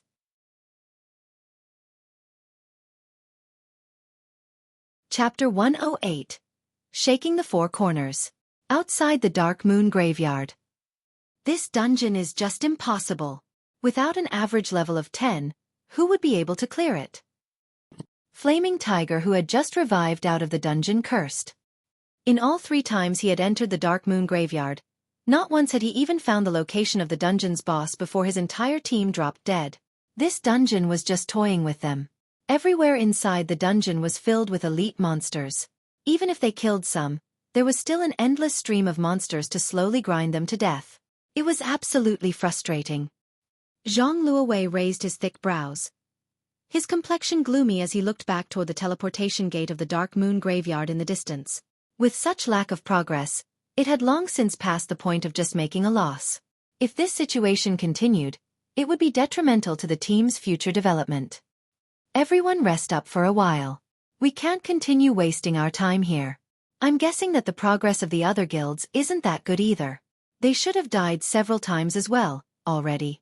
Let's take this chance when the other guilds are focusing on the Dark Moon Graveyard to raid the level 5 party dungeon and lava cavern in separate groups. In any case, they won't be able to conquer this team dungeon. We can also use this time to increase our levels quickly, Zhang Luowei said, choosing to give up on the Dark Moon Graveyard. Although leaving their names on the glory list would be a quick way to raise the fame and influence of their guild, it was an entirely different matter if everyone was similarly unable to conquer the dungeon. The only other thing they could compete in were in terms of average level and equipment of the guild's elite members, and also in terms of who could set foot into White River City the earliest. In fact, it wasn't just the members of Shadow that were faced with such a situation. All the guilds in the entire White River City were currently trapped in this suffering known as team dungeons.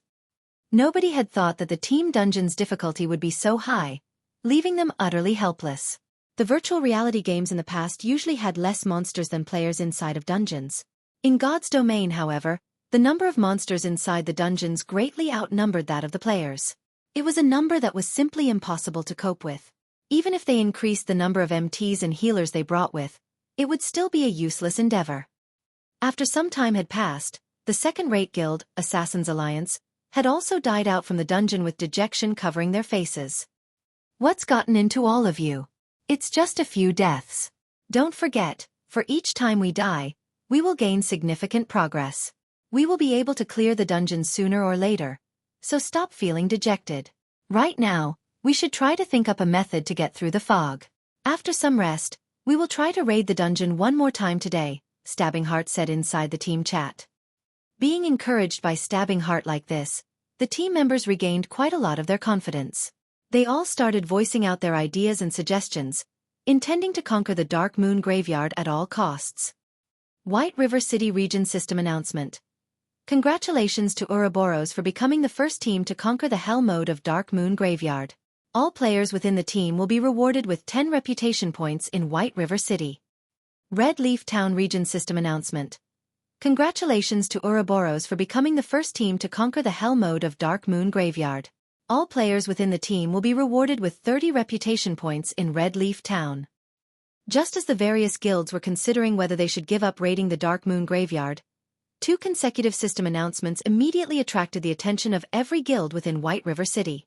Meanwhile, when the players of Red Leaf Town heard of this system announcement, they were first filled with shock, but they were soon cheering and shouting in worship. Ouroboros is just too awesome. They're practically inhuman. I heard that the Snow Goddess was the one who led the dungeon raiding team. My goddess is just too powerful. The other guilds haven't even cleared the normal mode, but the goddess has already cleared Hell mode. This won't do. I want to join Ouroboros. I would be satisfied even if I could become the goddess servant. The players in Red Leaf Town had all started conversing about Ouroboros and the Snow Goddess. Aside from worship, they were also filled with awe. Simultaneously, the entire region of White River City was sent into a cacophony of noise. What kind of joke is this? We can't even manage to find the boss of the normal mode. So just how did Ouroboros manage to even clear the Hell mode? The guild leader of Emerald Dragon Gate slammed on the desk as he cursed. Could the team dungeon in Red Leaf Town possibly be easier?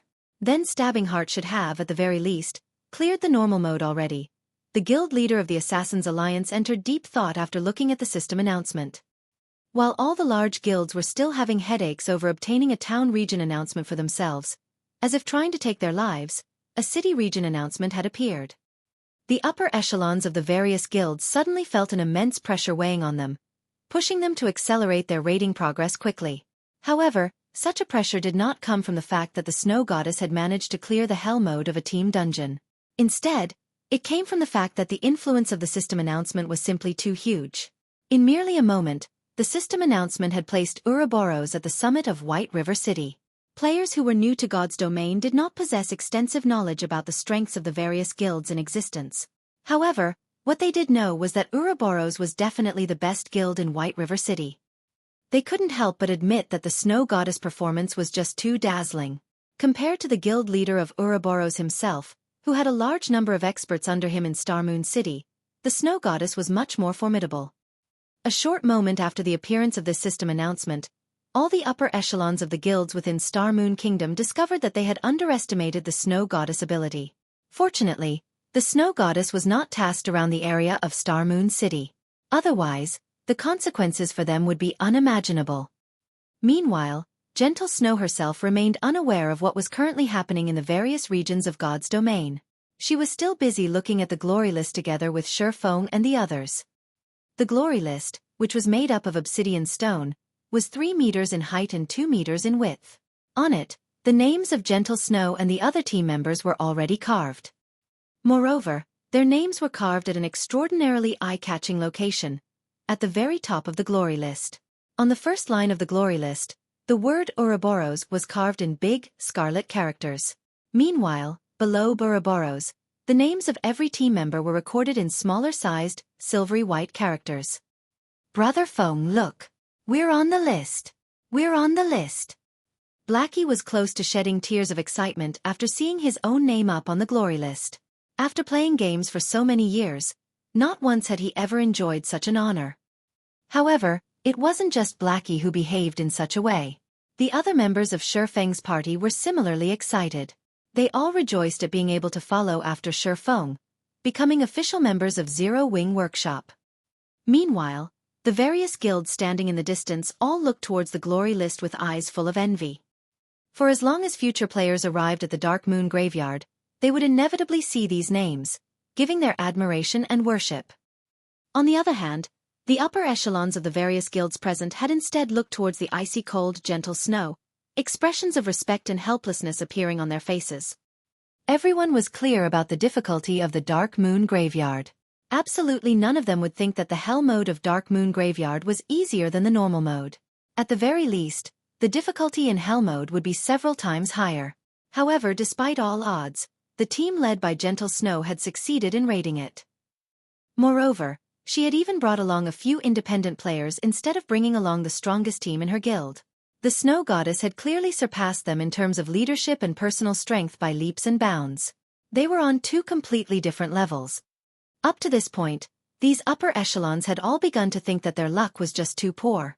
Being tasked in the same town as the Snow Goddess had sealed their fates at becoming merely the grass that sets off the color of her flower.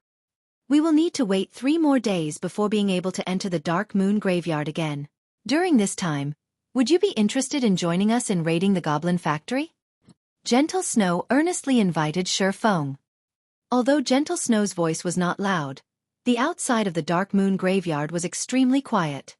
Even from a distance, her voice could very clearly be heard. The upper echelons of the various guilds were all dumbfounded. Just who was this Xueqi exactly? The Snow Goddess was actually inviting him from one dungeon raid to another. Could the Snow Goddess have possibly fallen for him? However, why would the highly haughty Snow Goddess fall for such an unattractive brat? Moreover, the person did not possess even the slightest hint of an expert. Meanwhile, standing at a distance, Flaming Tiger's eyes had nearly popped out of his sockets, going crazy from envy. Not only was Xueqi able to be in the same team as the Snow Goddess, he was even able to leave his name on the glory list. Flaming Tiger's hatred for Xueqi immediately increased by hundreds of folds. Just as everyone was shocked at such a scene, hundreds of players suddenly appeared and surrounded Xueqi and his team, each and every one of them filled with a murderous intent. Brat, we meet again. Ironsword Lion slowly walked out from the tide of players, sending Xueqi a cold glare as he sneered.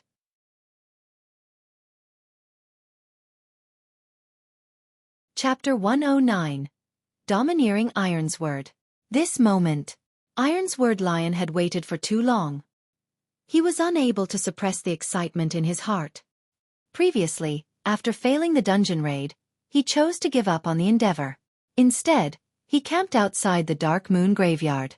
However, he was greatly shocked when Xueqi and the others safely exited the dungeon, followed by the emergence of the system announcements. Although Martial Union had entered the Dark Moon Graveyard, they did not gain a single thing from it. On the other hand, not only had Xueqi's team managed to clear the dungeon, but it was also the hard mode of Dark Moon Graveyard. Although Ironsword Lion was a brute, he still knew that the gains from clearing the Dark Moon Graveyard would not be meager. Needless to say, the harvest from Hell mode would be even more astonishing. When Martial Union first set foot in God's domain, they did not possess any significant wealth or resources. Moreover, they were unfamiliar with a game such as God's Domain. Developing a guild was extremely challenging. They had to grow by competing over elite monsters, killing well-equipped players for equipment and money, and raiding party dungeons. The larger their guild became, the more wealth and resources they needed. However, they were unable to find any sources of income, only relying on robbery to sustain their guild's operation. Now that Xueqi and his team had cleared the dungeon, it was undoubtedly good news for Ironsword Lion. Not only would he be able to obtain revenge, but he would also be able to make a huge profit out of it, killing 2 birds with 1 stone. Boss Ironsword, look at the shield on their guardian knight. Not only are there runes carved on it, but the shield is also giving off a faint violet hue that only secret silver equipment possess. That is definitely equipment they obtained from the Dark Moon graveyard. Boss, look at that brat's pauldrons. It is also giving off a violet hue. It is a secret silver equipment as well. The subordinates behind Ironsword Lion salivated as they pointed towards the equipment on the bodies of Xueqi's party members. The worst equipment currently worn by Xueqi's party members were bronze-ranked, while there were even some who had mysterious iron equipment. However, they clearly did not possess the equipment before they entered the dungeon. Hence, they must have obtained them from within the Dark Moon graveyard, which also meant that all of them were level 5 mysterious iron equipment and secret silver equipment. Every piece of the equipment was priceless. Boss, if we were to steal all of the equipment and sell them, it would solve the problem of developing our guild. Drifting Blood looked toward Xueqi's equipment, giggling as he spoke. Ironsword Lion nodded, thinking that Drifting Blood's words made sense. The main reason their guild was developing slowly right now was due to their lack of funds. If they stole all of the equipment worn by Xueqi's party, then the problem of their lack of funds would be solved. Although Xueqi's strength was not bad, even rising up to level 7, when faced with over 100 players, what more could he do? Brat, don't even think of escaping today. Be smart and hand over all your equipment. Compensate me with 10 gold coins, and let me kill you back to level 0. Then, I'll consider this matter settled. Otherwise, prepare to delete your account and start all over. Ironsword Lion glared at Xueqi, sneering. Xueqi looked at his surroundings, discovering that Ironsword Lion had brought over 130 players with him. Amongst them, a majority of the players were around level 3, their equipment terribly poor. There were only slightly more than 30 players who had reached level 5, while the equipment they were using was all bronze equipment. Meanwhile, Ironsword Lion was the strongest out of all of these players. He was wearing a suit of level 4 bronze set equipment. In a moment, employ a hit-and-run tactic as we run towards the forest. Their numbers are too great right now, so it would be bad if we get surrounded, Xueqi said inside the team's chat. Good. My hands have been itching to PK someone for quite some time now. Blackie rubbed his fists as he spoke. The other members of Xueqi's party all started laughing. They had long since wanted to test out the prowess of their new equipment. They intended to kill to their heart's desire. If they could each kill 2 players, it would be a 2-for-1 profit. If they could kill 3 or more, they would make a huge profit.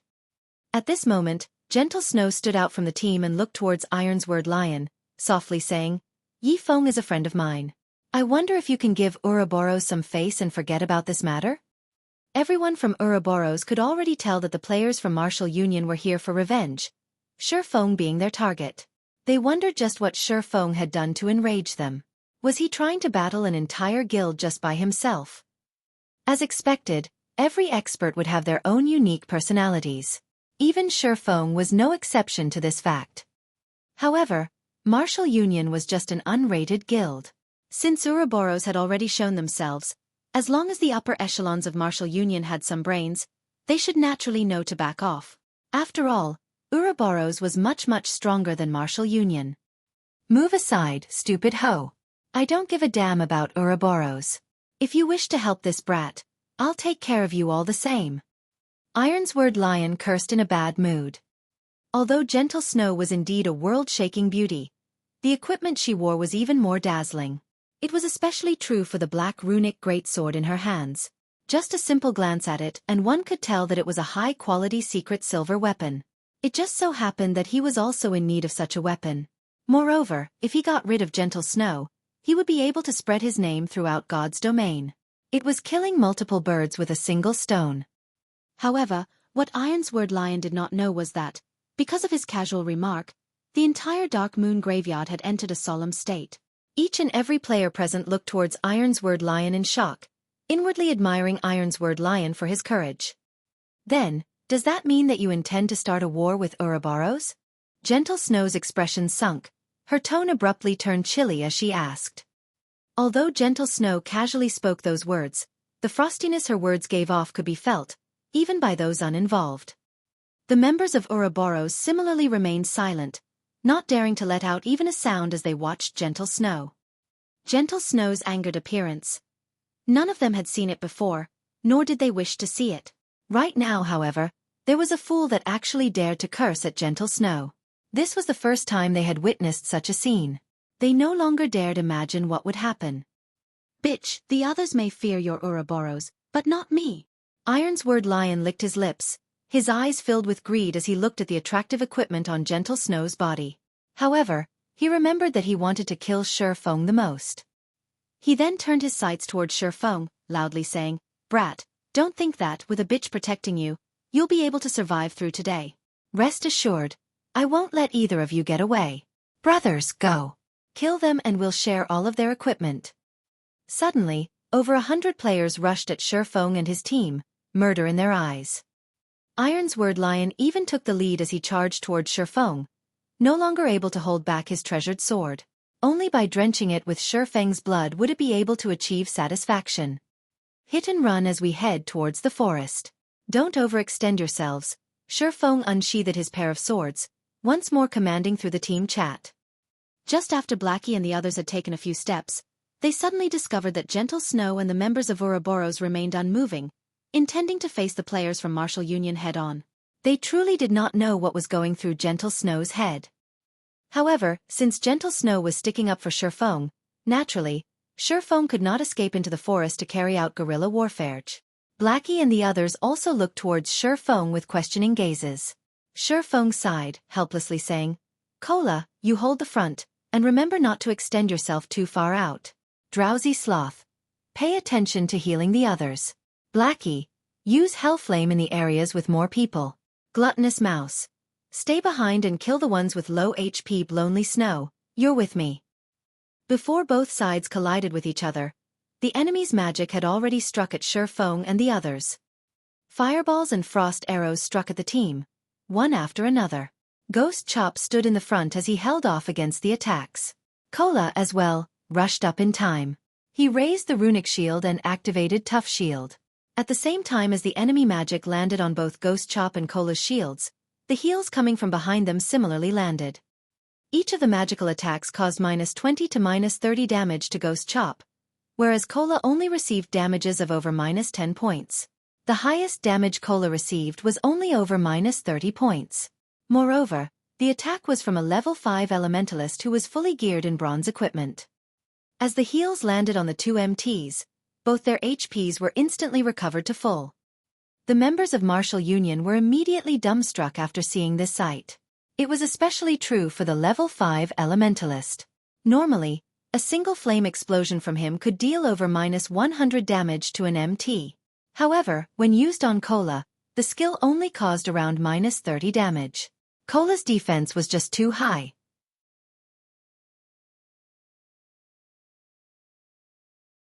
Chapter 110. Drenching Dark Moon in Blood. Kola and Ghost Chop's defenses were just too high.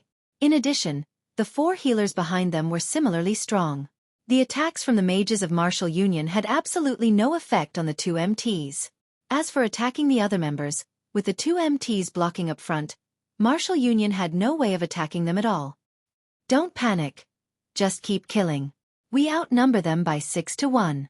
We'll kill them, even if we have to throw bodies at them. Assassins, circle around and kill the healers. Ironsword Lion was similarly having a headache towards the two MTs. However, his many years of battle experience allowed him to quickly think of a solution. At that moment, the team announcement for Ouroboros rang out. System: Team Martial Union has initiated an attack against your team.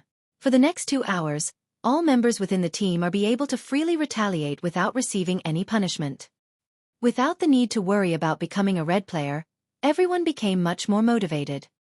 You dare initiate a war against us Ouroboros? None of you know the immensity of heaven and earth. All of you die. The Flame Witch, Xueqi, could finally display her frightening might. After her hand traced out the final incantation in the air, one of her ultimate skill, Frost Flame Explosions, activated.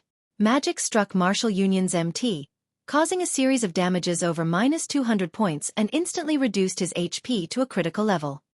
However, shortly after, the healers of Martial Union quickly pulled their MT's HP back up. Fire Dragon's Roar. Xueqi revealed a smile as she finished chanting her incantation. She lightly pointed a finger at that MT, causing the fire mana in her surroundings to gather at the tip of her finger. In the blink of an eye, a gigantic fire dragon appeared and rushed at that MT, devouring him whole. Even with over half of his HP remaining, the MT of Martial Union instantly died. The melee players of Martial Union all sucked in a cold breath. The MT that had just fallen was Martial Union's core MT.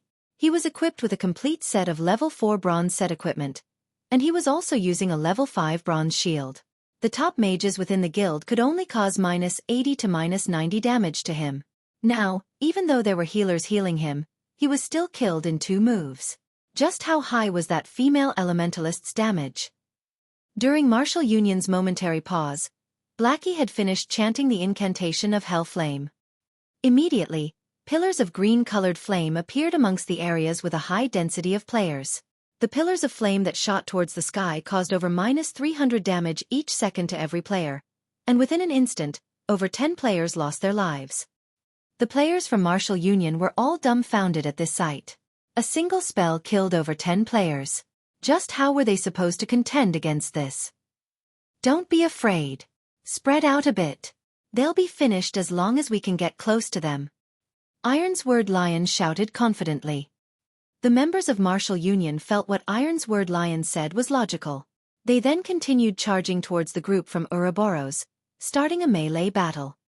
The players from Martial Union were many, and very quickly, they surrounded everyone from Ouroboros. Gentle Snow raised her sword, immediately using charge to send 3 players flying. With a wave of the runic sword, Gentle Snow used cleave, dealing over -450 damage to the 6 level 3 players that rushed at her. As a result, all 6 of those players directly fell. The players from Martial Union did not know just how frightening a berserker with 50 strength was. With just 20 strength, a berserker could snap a common weapon in half with only their bare hands. If a berserker had 50 strength, one could just imagine how frightening they were. After killing the first wave of players, Gentle Snow rushed headlong into the crowd. Like a flood dragon entering the ocean, Gentle Snow wreaked havoc amidst Martial Union. A fierce gale unfolded as Gentle Snow used Whirlwind Slash. The players within a 5-yard radius around her were all sent flying upwards, and damages of over -500 points appeared above their heads. The players crashed heavily into the ground, becoming deader than dead. The healers standing at the backlands could not even manage to heal them before they were slaughtered. The players from Martial Union who surrounded Gentle Snow were scared to a tremble. The aura Gentle Snow emanated was just too frightening, snatching away their courage. As for the other players from Martial Union, every one of them were still valiantly attacking, using their skills on the members of Ouroboros. However, each of their attacks only managed to cause -40 to -50 damage. On the other hand, a single hit from the players of Ouroboros took away over half of their HP. Just 2 hits left them dead, and not even the healers could manage to save them in time. The players from Martial Union quickly discovered a problem, that, although they had the advantage of numbers on their side, the majority of them were all new players to God's domain. In other words, they were noobs. Not only was the difference in their levels huge, the gap in their equipment was even more ridiculous. Only the elites of Martial Union could barely contend with the members of Ouroboros. Meanwhile, on the side of Ouroboros, there was a beauty of a cleric that always gave out a heal and truth shield at the most crucial of moments, saving the members of Ouroboros from death. As a result, the members of Martial Union went mad with frustration. However, even though they wished to kill off this cleric, the person herself was constantly being protected by 2 assassins. As long as any player rushed at the group, a chain of attacks from the 2 assassins would massacre them. In the end, the members of Martial Union were caught in a stalemate. They could neither advance nor retreat. All assassins use stealth and get rid of their healers. Without healers, their deaths are all but guaranteed. Ironsword Lion bellowed in the team chat.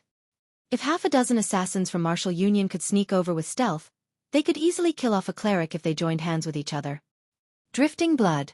Where is that brat? I want to personally kill him myself, Ironsword Lion asked in a rage. He glanced at the surroundings, but failed to discover Xueqi's figure at all. Their losses from this battle today would definitely be huge, and all of it was due to Xueqi.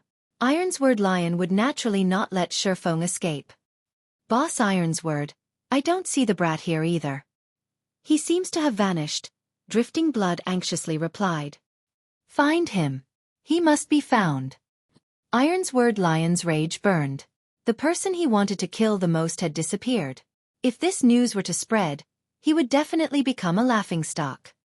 At this moment, Xueqi had already snuck to Martial Union's backline through the use of Shadow of Nothingness. This location should be it. Xueqi looked at the surrounding terrain. He then cancelled the Shadow of Nothingness, suddenly appearing some distance behind the healers of Martial Union. Meanwhile, the healers of Martial Union were currently busy healing the players on the front lines, failing to discover Xueqi's appearance. Wind Blade. Xueqi turned into a fierce gale, sweeping towards the healers of Martial Union. While in the middle of chanting a prayer, a male cleric suddenly found a pitch-black sword piercing through his chest, following which, he felt a burst of pain at his neck before the sight before him turned dull gray. Under Xueqi's blade, a level 5 cloth-armored cleric was no different than a piece of paper. A normal strike from Xueqi's sword was able to cause over -330 damage. With just two basic attacks, Xueqi could kill off a single cleric. If he were to use a skill, he could practically kill a cleric with every attack. Ah! There's an assassin! The female cleric nearby screamed when she witnessed this scene. She did not think that the male cleric would die so quickly or so cruelly. Yi Feng. Ironsword Lion immediately turned his head towards the backlands, discovering Xueqi rapidly harvesting their healers, just like sheep entering a tiger's mouth. Ironsword Lion's eyes nearly cracked open in rage at this sight. He loudly bellowed as he rushed at Xueqi. Unfortunately, Xueqi's speed was extremely fast. The healers held no chance of escaping Xueqi's blades. In mere moments, Xueqi claimed more than 10 healers' lives. Without healers, the front line of Martial Union started to quickly crumble as Gentle Snow and the others butchered them. Die! Ironsword Lion's eyes turned crimson red. He used Wind Blade, his sword stabbing towards Xueqi's back. Now that their healers were all dead, it was needless to say that they would lose this battle. Meanwhile, Xueqi was the main perpetrator for all of this. If he did not kill Xueqi, he vowed not to be a human. After annihilating all the healers, Xueqi currently picked up the equipment they dropped. When he discovered Ironsword Lion rushing over, he did not even turn his head as he tightened his grip on the abyssal blade. Then, with a twist of his body, Xueqi slashed the abyssal blade down at Ironsword Lion's pair of swords. Pang! Ironsword Lion was forced to retreat several steps before he managed to stabilize his body, his face filled with shock as he looked at Xueqi. Xueqi's casual swing of his sword forced Ironsword Lion into retreating so many steps. Such a feat was absolutely impossible without a huge difference regarding strength.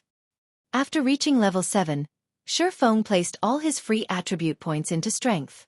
Xueqi's strength was even higher than Gentle Snow's, not to mention Ironsword Lion's, who had only average equipment. However, Ironsword Lion did not know this. After knocking Ironsword Lion back with a single slash, Xueqi gave Ironsword Lion no time to think before following up with a double chop. Xueqi's pair of swords instantly transformed into 4 sword images, slashing towards Ironsword Lion. With this many sword images sweeping towards him, although Ironsword Lion tried to block all of them with all his might, he only managed to block 2 of them. There were still 2 sword images that pierced his body, each causing -180 damage. Ironsword Lion hurriedly retreated, taking out a basic recovery potion and drinking it. Seeing that he was no match for Xueqi, Ironsword Lion tried to turn tail and run. However, within a split second, 3 lightning flashes entered his eyes. Before his body could even defend against the streaks of lightning, damages of -266, -352, and -463 appeared above his head. Ironsword Lion instantly died under Xueqi's swords.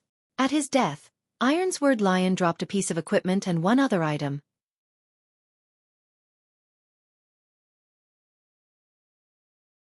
Chapter 111. Dragon Hidden in the Abyss.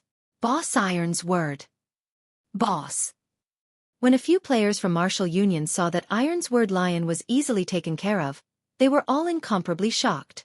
They had all personally witnessed Ironsword Lion's great strength before, capable of killing players as though he was merely cutting up vegetables. Now, however, that Ironsword Lion had actually been killed by Xueqi in just a few moves, it was truly an incomprehensible sight. The upper echelons of the various guilds looking from afar were similarly tongue-tied from this scene. Only Stabbing Heart was well aware of Xueqi's strength. The moment Ironsword Lion had provoked Xueqi, Stabbing Heart knew that the martial union in Red Leaf Town was finished. However, the others present did not know this fact. Regardless of what anyone said, Ironsword Lion had created much fame for himself within Red Leaf Town. Previously, they had only heard of Ironsword Lion being ambushed by Xueqi, dying an accidental death. If it were a head-on fight, however, Ironsword Lion would definitely be the victor. Yet, nobody could have imagined that, in a straightforward exchange, Ironsword Lion was easily defeated in just a few moves. As expected, rumors could not be trusted. Looking at the speed and accuracy at which Xueqi drew his swords, creating 4 sword images with just 2 swords, even those in the various guild upper echelons would not be able to block off all those attacks. In addition to Xueqi's excessively high attack power, Ironsword Lion was definitely not his opponent. Xueqi was no ordinary swordsman. It was no wonder why the Snow Goddess would stick out and defend him. I had originally thought that Ironsword Lion would be a huge competition to us. Now that I'm looking at him, he is but an upstart from another small virtual reality game. I never thought that he would be such a brain-dead fool, biting at whoever he meets. Hee. Martial Union is finished this time. First, he went and provoked such a top-tier expert. Now, he has even blindly declared war against the Snow Goddess. Did he think mingling in God's domain was so easy? It would be enough if he were to be a fool in reality. Now, he is even showing it in God's domain. As expected of someone that came from a minor game. He truly does not know the immensity of heaven and earth. Martial Union will definitely have to remove their name from Red Leaf Town now. There were plenty of workshops and guilds entering God's domain every day. Similarly, there were also plenty of workshops and guilds who had vanished from God's domain every day. This was a common occurrence within God's domain. After Ironsword Lion died, there was no longer anyone to command the players from Martial Union. Very quickly, turmoil ensued amongst the players from Martial Union, and all of them started madly running away for their lives. Xueqi naturally would not let go of this chance to give Martial Union a huge blow. Immediately after picking up the loot dropped by Ironsword Lion, Xueqi activated Windwalk and hunted the remaining players. Ignoring the level 3 noobs, Xueqi specifically chased after the elite players of Martial Union. With every kill of these players, Xueqi would be able to obtain a piece of bronze equipment, causing a significant loss to Martial Union. Drifting Blood, we meet again. Xueqi blocked off the escape path of several Martial Union elites, discovering a person he was familiar with amongst them. It was Drifting Blood, the person who had harassed Violet Cloud, and had then gone on to seek trouble with Xueqi. Drifting Blood was shocked into a jump. He trembled as he pointed a finger at Xueqi, timidly saying, "Yi Feng, you shameless bastard. What kind of expert are you, to bully 4 people with one?" Without speaking any further, Xueqi stepped forward, slashing both of his blades. 8 sword images appeared, immediately aiming for the lives of the 4 players. A shield warrior amongst the 4 immediately activated shield wall, prepared to receive Xueqi's attack. Meanwhile, Drifting Blood had used Chop at Xueqi, while another berserker used Charge, and a Cursemancer used Dark Arrows. Xueqi noticed that the cooperation between the 4 was very good. It would not be beneficial for him if he were to receive their attacks forcefully. Deciding so, Xueqi used Phantom Kill, his doppelganger blocking the attacks in front of him. Xueqi then hurriedly turned his body, his feet carrying out an illusory footwork as they left behind after images. Meanwhile, Xueqi's doppelganger had continuously fended off the attacks of the 4 players, receiving some damage in the process as well. However, after Xueqi himself moved to a side, he abruptly waved the Abyssal Blade. The 3 streaks of lightning from Thundering Flash had struck at the 3 melee players that were battling against his doppelganger, instantly killing Drifting Blood and the other berserker. As the shield warrior had shield wall activated, he was able to barely survive the attack. However, Xueqi's doppelganger had taken the chance to use a chop on the shield warrior. Now, only the Cursemancer, who was in the midst of chanting, remained. Xueqi used Wind Blade, dashing up to the Cursemancer like a fierce gale. Seeing this scene, the Cursemancer was frightened into a run. However, Xueqi had used Chop, his sword slashing down on the Cursemancer's back, causing a critical hit of -1156 damage and instantly killing the Cursemancer. With the difference in terms of equipment and battle techniques, Xueqi was able to bring an end to the battle quickly. After looting the equipment dropped by the 4 players, Xueqi continued hunting for the other elite players from Martial Union. 10 minutes later, all the elite players from Martial Union were dead. The damage caused to Martial Union this time was absolutely devastating. It was practically impossible for them to contend with the other guilds for dominance over Red Leaf Town now. Miss Snow, thank you for help today. Otherwise, our losses would be immeasurable. Xueqi expressed his gratitude towards Gentle Snow. Even if he could kill off many players in a battle against Martial Union, and even escaping in the end, his other party members would definitely have died. It's nothing. Just a minor effort. Although Martial Union's losses are devastating in Red Leaf Town, there are still members of Martial Union in other towns. When everyone is gathered at White River City at level 10, that version of Martial Union will not be as easy to deal with as this small group, Gentle Snow softly said. I see that you're just an independent player without any guilds to rely on. If you do not have any large guilds protecting you, you would easily become a target for Martial Union. Why don't you join Ouroboros? Right, big brother Yi Feng. With Ouroboros' strength, by the time we reach White River City, even the people from first-rate guilds would not dare to provoke us. Moreover, our guild gives out extremely good benefits, Xueqi commented. Many thanks for Miss Snow's worries. However, I'm too used to freedom, so I never had any intentions to join a guild before. Xueqi straightforwardly rejected the invitation. Although Ouroboros was a good guild, they similarly had a lot of problems. Take Gentle Snow for example. She was clearly the first vice leader of the guild, yet, she had still left Ouroboros in the end, just like how Xueqi himself was casually chased away from Shadow. At the end of the day, it was still best to hold his decision rights in his own hands. Since that is your way of thinking, I won't try to insist that you join us. However, if you ever change your mind in the future, Ouroboros would welcome you any time. Gentle Snow could naturally see through Xueqi's thoughts. However, everyone had their own ambitions, and it would not do well for her to force the situation. Right now, it was enough for them to maintain an amicable relationship. Following which, Xueqi led Blackie and the others away from the Dark Moon Graveyard, returning to town to sort out everyone's bags. He then planned to take them to level up. Previously, he had always been tight for time. Now that he had finished dealing with his matters, the time was just right for everyone to rise up to level 10 quickly. Meanwhile, Zhao Yueru looked at Xueqi's departing back, faintly feeling a sense of familiarity. She did not know why she was feeling an indescribable sense of loss in her heart. Snow, why didn't you try harder?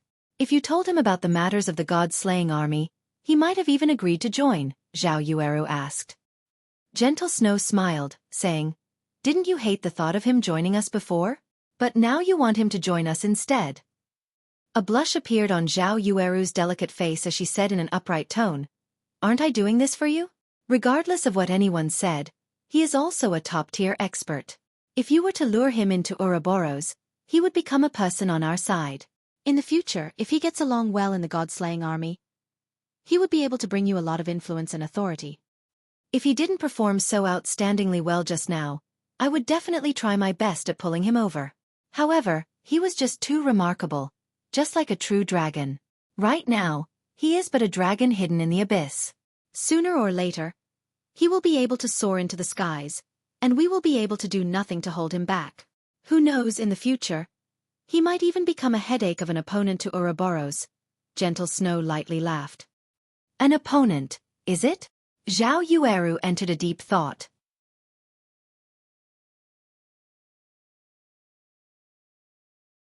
Chapter 112.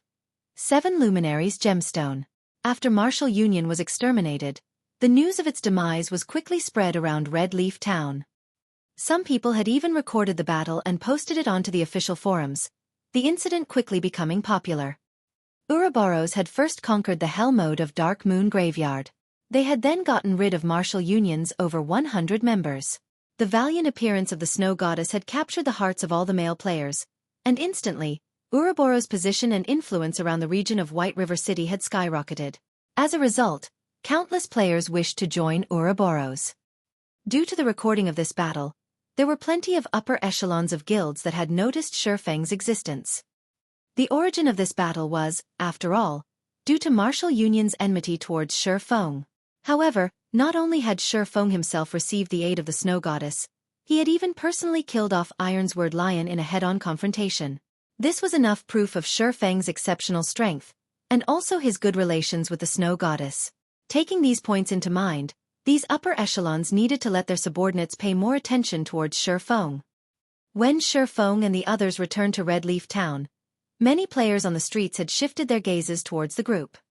Crap, isn't that Yi Feng, the person that went dungeon raiding together with the snow goddess? A male warrior said. If I go and beg Big Brother Yi Feng, I wonder if Big Brother Yi Feng will bring me to level 10. Another female elementalist bashfully said to her companion. Xueqi had completely become a celebrity now.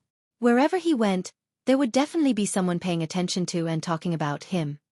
Brother Feng, you're already a famous person. Now, you only need to wiggle your finger, and there would be a crowd of beauties running over to you. In the future, you mustn't forget to introduce a few to me, Blackie laughingly said. Stop talking nonsense. Our priority right now is to level up. The sooner we get to level 10, the sooner we can compete for more advantages after we enter White River City, Xueqi smiled as he said. Since everyone is tired now, let's rest for an hour. We'll gather again after you all get your equipment repaired and replenish your necessities. After hearing Xueqi's arrangements, Blackie and the others immediately went to the smithy to repair their equipment. They did not know why, but normally when they were grinding on the level 5 forest wolves, even if they had been grinding for over 10 hours, the durability of their equipment did not fall by much. However, right now, just after raiding a dungeon once, the durability of their equipment had all fallen by almost half. If they were to raid the dungeon another time, the durability of their equipment might fall to 1 within just 3 to 4 hours, becoming useless. When everyone arrived at the smithy to repair their equipment, they suddenly discovered a frightening matter. Previously, it was a normal occurrence for them to change into new equipment. Hence, they had never repaired their equipment even once before. Now, however, all the equipment Kola was wearing only had half of its durability remaining. As a result, repairing all of it had required a fee of 1 silver 63 coppers. Such an amount was enough to purchase a level 1 bronze equipment. The higher the durability loss of an equipment, the higher the repair fees would be. If every piece of equipment on Kola's character had dropped down to 1, it would take, at the very least, for silver coins to get it all repaired. Such an amount was the equivalent to 2 days of Kola's earnings. However, because Kola had become a follower of Xueqi, the speed at which he earned money was much faster when compared to many other elite players.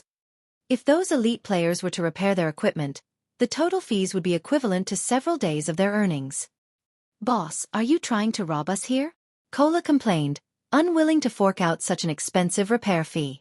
Previously, he had obtained a mysterious treasure chest from clearing the hell mode of Dark Moon Graveyard. From the mysterious treasure chest, he had received over 3 silver coins and 5 bottles of intermediate recovery potions. If it weren't for that treasure chest, just this repair fee alone would have turned him into a broke bastard. Adventurer, I have already given you a 10% discount. It is already a very cheap price, the blacksmith said with a huff. Hearing the blacksmith saying so, Blackie and the others suddenly came to a realization. Their reputation in Red Leaf Town had already reached 30 points, receiving a 10% discount for all purchases made in Red Leaf Town. They truly did not think that it would be so costly just to repair their equipment. However, if their equipment turned to scrap, not only would they lose their equipment, their leveling speed would also be greatly reduced. Hence, they had no choice but to repair their equipment. Trade area. Auction house. Xueqi was frantically purchasing items from the auction house. The previous glimmer chestplate forging designs Xueqi sold before had once again allowed him to profit greatly. Now, there were at least 73 gold coins in his bag. In the entire White River City, there was not a single player who was more rich than him at the moment. Right now, if he saw any items whose prices would inflate in the future, he would buy all of them. This was because, once players reached higher levels, it became much easier for them to earn game currency and, as a result, the value of game currency fell. Instead of just waiting for the coins in his hand to depreciate in value, he might as well purchase some items that would increase in value and store them in the bank. After some time not visiting the auction house, the number of hard stones, card sets, and other items whose value would increase in the future had grown once more. Xueqi had spent over 8 gold coins on such items, filling up the 640 slot bags he had just bought, and even needing to make several trips to the bank. It wouldn't be long before these items would have their values increased by manifold. Just thinking about it gave Xueqi a delighted feeling. Meanwhile, the value of the glimmer chestplate forging design had now begun to fall. Currently, each piece was only being sold for around 2 gold coins, and it wouldn't be long before it became completely worthless. Seeing that the number of guilds purchasing the glimmer chestplate forging design was becoming fewer, Xueqi decided to continue selling them for a while more before thinking of another way to make money. Now, his main goal was to earn credits. Just judging from the small amount of credits he currently possessed, it was still not enough for his workshop to squander. Currently, Xueqi still possessed more than 60 gold coins. He then took out 30 gold coins and registered them on the virtual trade center. Right now, various large guilds were in the midst of purchasing coins in bulk. It wouldn't be long before he could sell all his coins, earning him a lot of credits. Following which, inside the bank, Xueqi started arranging the harvest he obtained today. He had already obtained more than 10 pieces of bronze equipment just from the elite players of Martial Union he had killed. Originally, Xueqi had intended to sell off these equipment pieces. However, his workshop would definitely be recruiting new members in the future. Hence, he decided to store them inside his warehouse, as they might come into use in the future. In any case, he was not lacking in this small amount of money. As for the ash blade, the most important item he obtained from the Dark Moon graveyard, he kept it inside his warehouse for now. It was still of no use to him right now. Only when he arrived at Star Moon City would he have a chance at finding a clue about the ash blade. After all, the owner of the ash blade had an unfathomable origin, being titled as the God Slayer in God's domain, an existence feared even by the gods. The clues relating to this ash blade could only be found in the capital city of Star Moon Kingdom. What's this thing here? Xueqi dug up a crystal the size of his palm from his bag. Isn't this one of the items dropped by Ironsword Lion? Xueqi discovered that he was somewhat familiar with this item. It was indeed one of the 2 items that were dropped by Ironsword Lion. 7 Luminaries Gemstone. Special item. Transports the user to Blackwing City. Uses remaining 4/5. Dropped after death. This Ironsword Lion truly can't be underestimated. It was no wonder he was so powerful in the previous life. It was all because of this item here. Xueqi looked at the 7 Luminaries gemstone in his hand, unable to refrain from revealing a smile. Blackwing City was no ordinary location. It was also not a place that players could simply go to as they wished. Players needed a teleportation crystal to go to that place, and the 7 Luminaries gemstone was one of those passes. In Xueqi's previous life, Blackwing City's fame resounded throughout God's domain. All the major powers would willingly purchase the passes to Blackwing City at high prices. However, to an average player, it would be meaningless, even if they went to Blackwing City. At most, they would only go there to widen their horizons. However, to the upper echelons of a major power, it was an absolute heaven. After going there once, they would want to go there again. Xueqi looked at the time, discovering that today was a big day in Blackwing City. He definitely must make a trip to Blackwing City today. Hence, he sent a message to Blackie, saying, "Blackie, I still have some other things to take care of, so I won't be able to bring you all leveling for now. After all of you are rested, go to the level 8 area, Roaring Hill, to level up. As long as you guys are careful, your leveling speeds there will be extremely quick."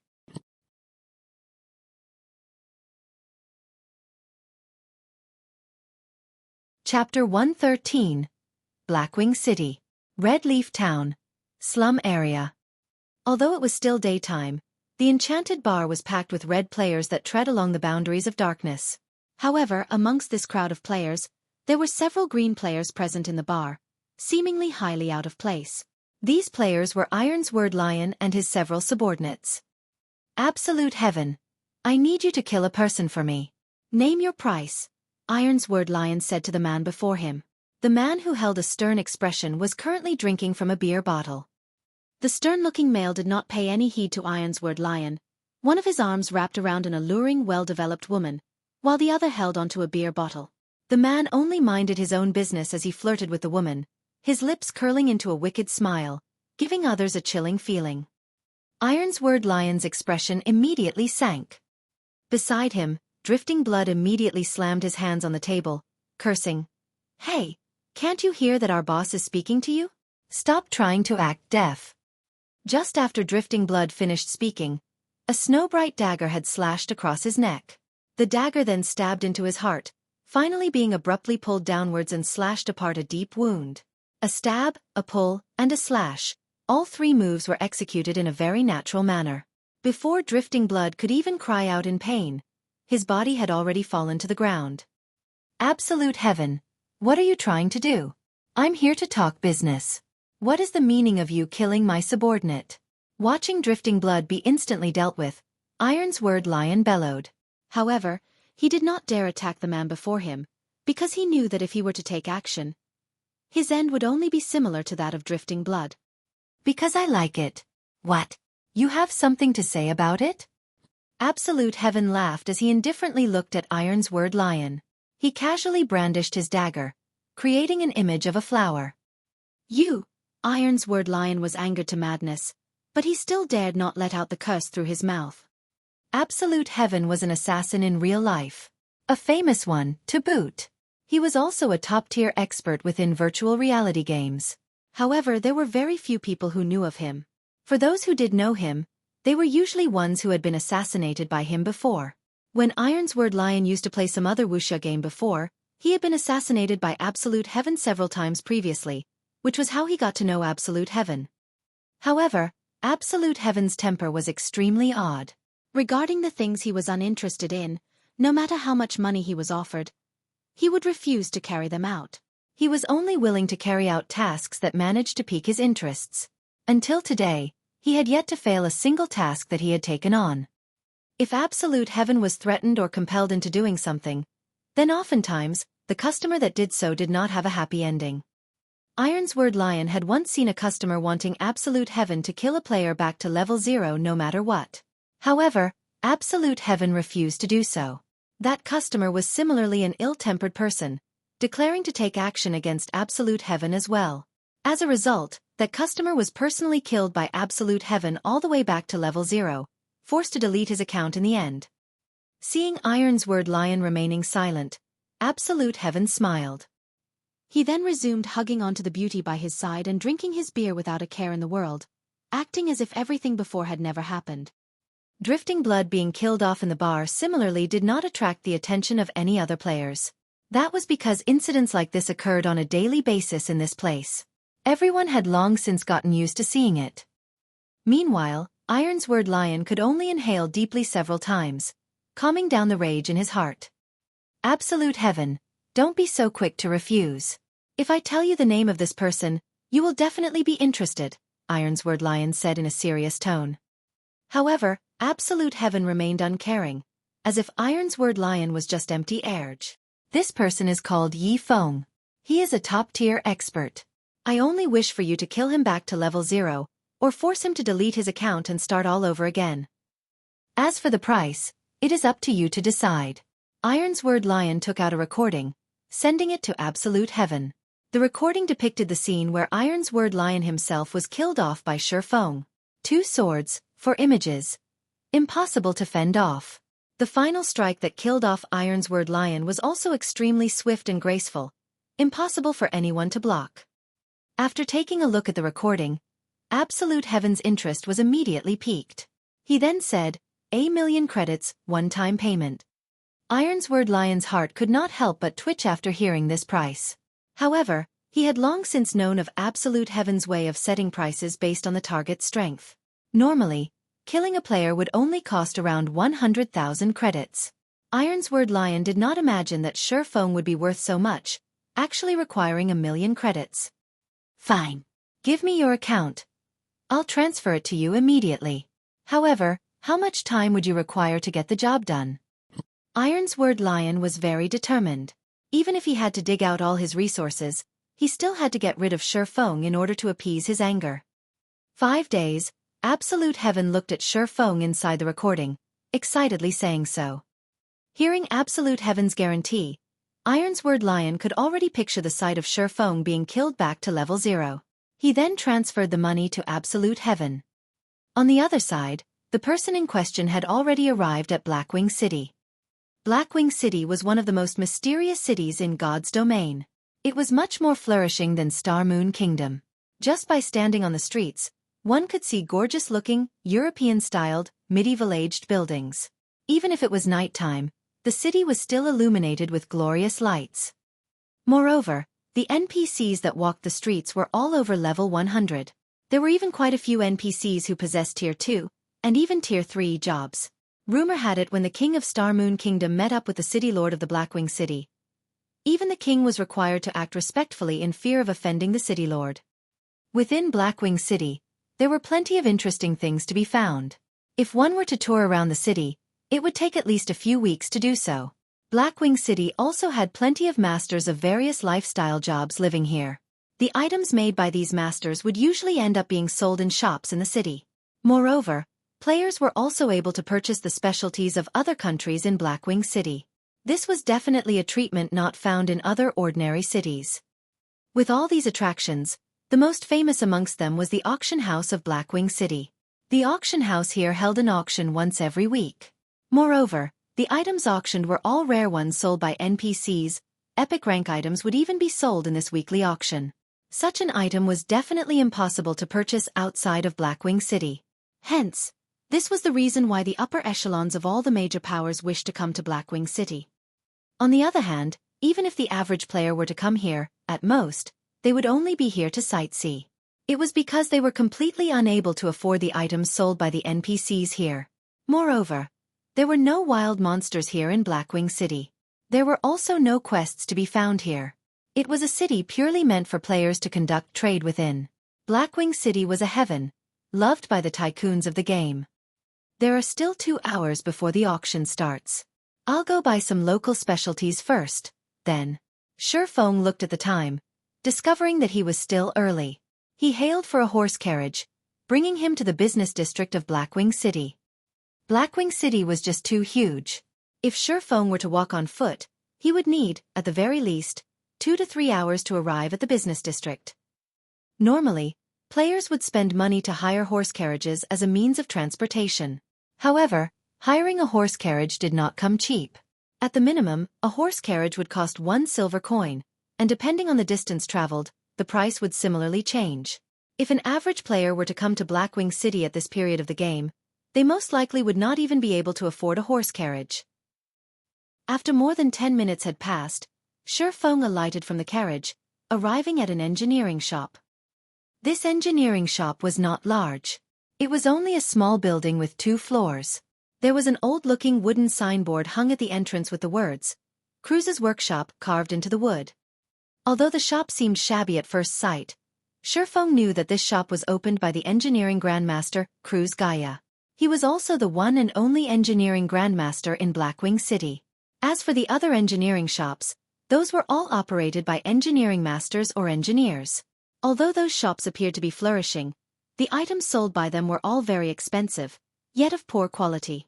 Back in the early days, Xueqi had often been scammed by those shops. Xueqi pushed open the door, entering Cruz's workshop. The caretaker of the shop was called Luciola, a shy-looking girl who had her hair tied into 2 ponytails. If one used observing eyes, they would quickly discover that this frail-looking girl was in actuality a professional mage, a job that advanced 2 tiers from an elementalist. Furthermore, she was even at level 100. A level 100 tier 2 mage could easily extinguish a single red leaf town. If a player dared to cause a scene in this shop, they would quickly turn into a pile of ash.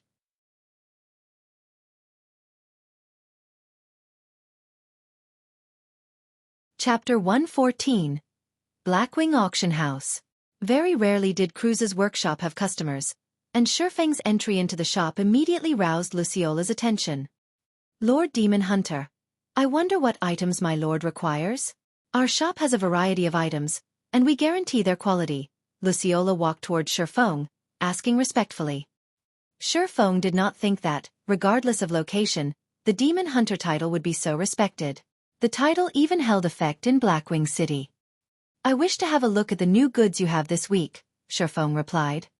"My lord, our shop is stocked with many new items this week.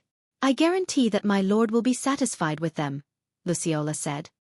"Guide me to them then," Xueqi nodded his head. In Xueqi's previous life, he had never once before gone to the 2nd floor of the shop. He did not think there were even items being sold on the 2nd floor. "My lord, this way please." Saying so, Luciola brought Xueqi to the 2nd floor. The second floor was filled with display cabinets, all of them showcasing many rare engineering tools that dazzled a person's eyes. Amongst the display cabinets, there was an item that greatly attracted Xueqi's attention. Rocket boots.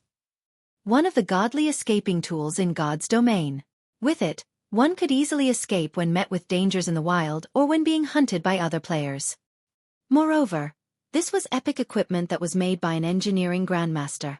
Regardless if it was the attributes or effects, both were not something with which the common ranked rocket boots could compare. However, the price tag hanging on the epic ranked rocket boots was a frightening 1,200 gold.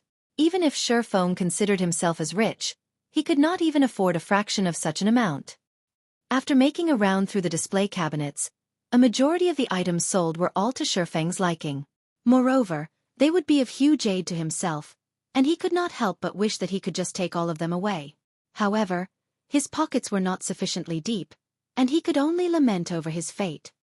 Lord Demon Hunter, are these items not to your liking? Seeing that her long-awaited customer was shaking his head, Luciola hurriedly asked.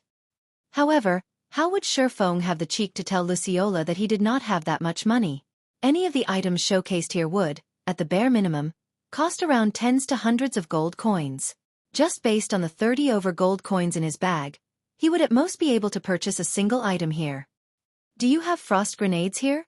After giving it some thought, Xueqi decided that it would be better to buy some more useful items. Lord Demon Hunter, the frost grenades are sold in the common section on the first floor. The VIP section on the second floor does not sell them. My lord, please follow me. Luciola brought Xueqi down to the first floor once more. At this moment, Xueqi finally realized that the second floor was the VIP section. It was no wonder the items on display there were so expensive. In his previous life, when he had discovered this workshop here, he was already around level 70 to level 80. However, he did not possess the Demon Hunter title at that time, so he could only shop at the common section. Yet, even then his gains were already bountiful. Now, he had inadvertently discovered the VIP section on the second floor. Moreover, there were so many items sold in that section. Unfortunately, the money he possessed was just too little to buy anything. He could only come again in the future, after earning more money. Corresponding to the lower number of items being sold on the first floor, their prices were similarly much lower. Lord Demon Hunter, these are the frost grenades that you requested. They are categorized into 3 tiers. May I know what type you are seeking? Basic Frost Grenade. Effective against monsters and players, below level 30. Deals 200 frost damage in a radius of 10 yards, which freezes targets for 5 seconds, then reduces movement speed by 60% for a duration of 12 seconds. Price: 1 silver 50 coppers. Intermediate Frost Grenade. Effective against monsters and players, below level 70. Deals 800 frost damage in a radius of 12 yards, which freezes targets for 5 seconds, then reduces movement speed by 60% for a duration of 12 seconds. Price: 10 silvers. Advanced Frost Grenade. Effective against monsters and players, below level 120. Deals 2000 frost damage in a radius of 15 yards, which freezes targets for 5 seconds, then reduces movement speed by 60% for a duration of 12 seconds. Price: 70 silvers. Just a single intermediate frost grenade was enough to instantly kill a level 5 MT, fully equipped with bronze equipment. Meanwhile, although the basic frost grenade could not instantly kill a player, it could freeze them for 5 seconds, followed by a 60% reduction in movement speed for 12 seconds. These effects were just too frightening. As for the advanced frost grenades, this item was not something with which an ordinary player could mess around. Not mentioning the 2000 frost damage it could cause, it also possessed an effective radius of 15 yards. If Xueqi were to have used this item in his previous battle with Martial Union, it would have saved him much trouble. Just throwing 3 of these things would rid him of all his problems. However, a single advanced frost grenade already cost 70 silver coins. It was just too expensive a price tag. Moreover, using such an item at his level was simply too extravagant. I want 3 stacks of basic frost grenades and 30 units of intermediate frost grenades. Xueqi thought that it was still best to purchase a few intermediate ones as a preventive measure. If he were to end up being hunted by Martial Union again, These intermediate frost grenades would aid him in getting rid of all those troubles. A stack of frost grenades consisted of 200 units, and 3 whole stacks would be enough to last him for a very long time. Lord Demon Hunter, you can enjoy a 10% discount in our shop. The total amount for these items is 10 gold 80 silver. Luciola brought out all the requested items, saying after making a quick calculation. All right. Xueqi felt joy in his heart. In his previous life, even with his status as a Tier 3 Sword King, he had never received discounts when purchasing items here. He did not imagine that the Demon Hunter title would be so awesome, even earning him a discount within Blackwing City. This was truly an unexpected happiness. After purchasing the frost grenades, Xueqi rode on the horse carriage to the heart of the trade area, the Blackwing Auction House. The Blackwing Auction House was one of the most majestic buildings within Blackwing City. The land it took up was the size of 4 football fields. Moreover, the building possessed 188 floors. The royalty of the various countries in God's domain, and even great characters like Tier 5 NPCs, would sometimes visit this place to purchase items. Immediately after arriving at the Blackwing Auction House, Xueqi had noticed that there was actually a dozen or so players queuing up to enter the auction house. However, such a sight was nothing strange to behold. Even a small place like Red Leaf Town had managed to produce a pass to Blackwing City. There were hundreds of towns under the influence of White River City, while there were over 100 cities under the rule of Star Moon Kingdom. Moreover, there were hundreds of countries in the entirety of God's domain. Hence, it was only normal for hundreds of players to appear in Blackwing City right now. The ones who were capable of coming to Blackwing City right now were either those who had extremely good luck or those who belonged to the upper echelons of major powers. For the average players that did arrive at this place, however, they would quickly discover that although Blackwing City was a good location to be, it would be of no help to average players like them.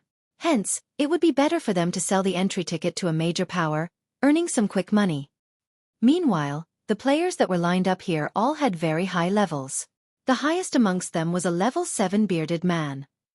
The large man wore a complete level 5 bronze set equipment and was also carrying a mysterious iron axe on his back. One glance at the man was enough to tell that the man's strength was not to be trifled with. As for the other players, they were all at level 6, each wearing complete bronze set equipment, and none of them looking to have a simple background. Noticing Xueqi walking over, these players all discovered that Xueqi was surprisingly at level 7, the same level as the bearded man beside them. However, the silvery white, delicate set equipment worn by Xueqi faintly gave off a chilling and heavy pressure.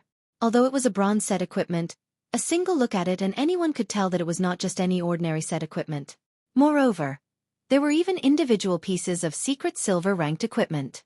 Although they could not tell what rank the black sword hanging around Xueqi's waist was at, the other sword gave off the glow of a secret silver equipment. Compared to the bearded man, Xueqi was obviously much more powerful, and the players present immediately started having notions of befriending him. This one is Lonely Goose of the Moon Temple.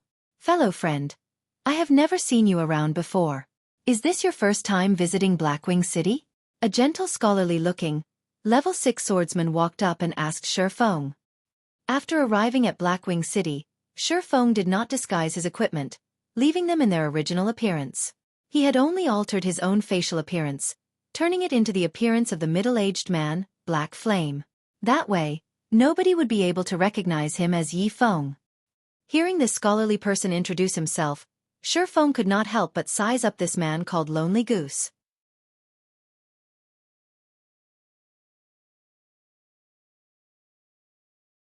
Chapter 115. Egoistic Blade. The Moon Temple was a very well-known guild in God's domain. However, their area of influence was not situated in Star Moon Kingdom, but instead, the Tulip Empire. The competition between guilds there was much more intense compared to Star Moon Kingdom. Meanwhile, the Moon Temple was one of the top few guilds in Tulip Empire. Compared to Ouroboros, they were much stronger. The scholarly Lonely Goose in front of Xueqi right now was also a famous top-tier swordsman.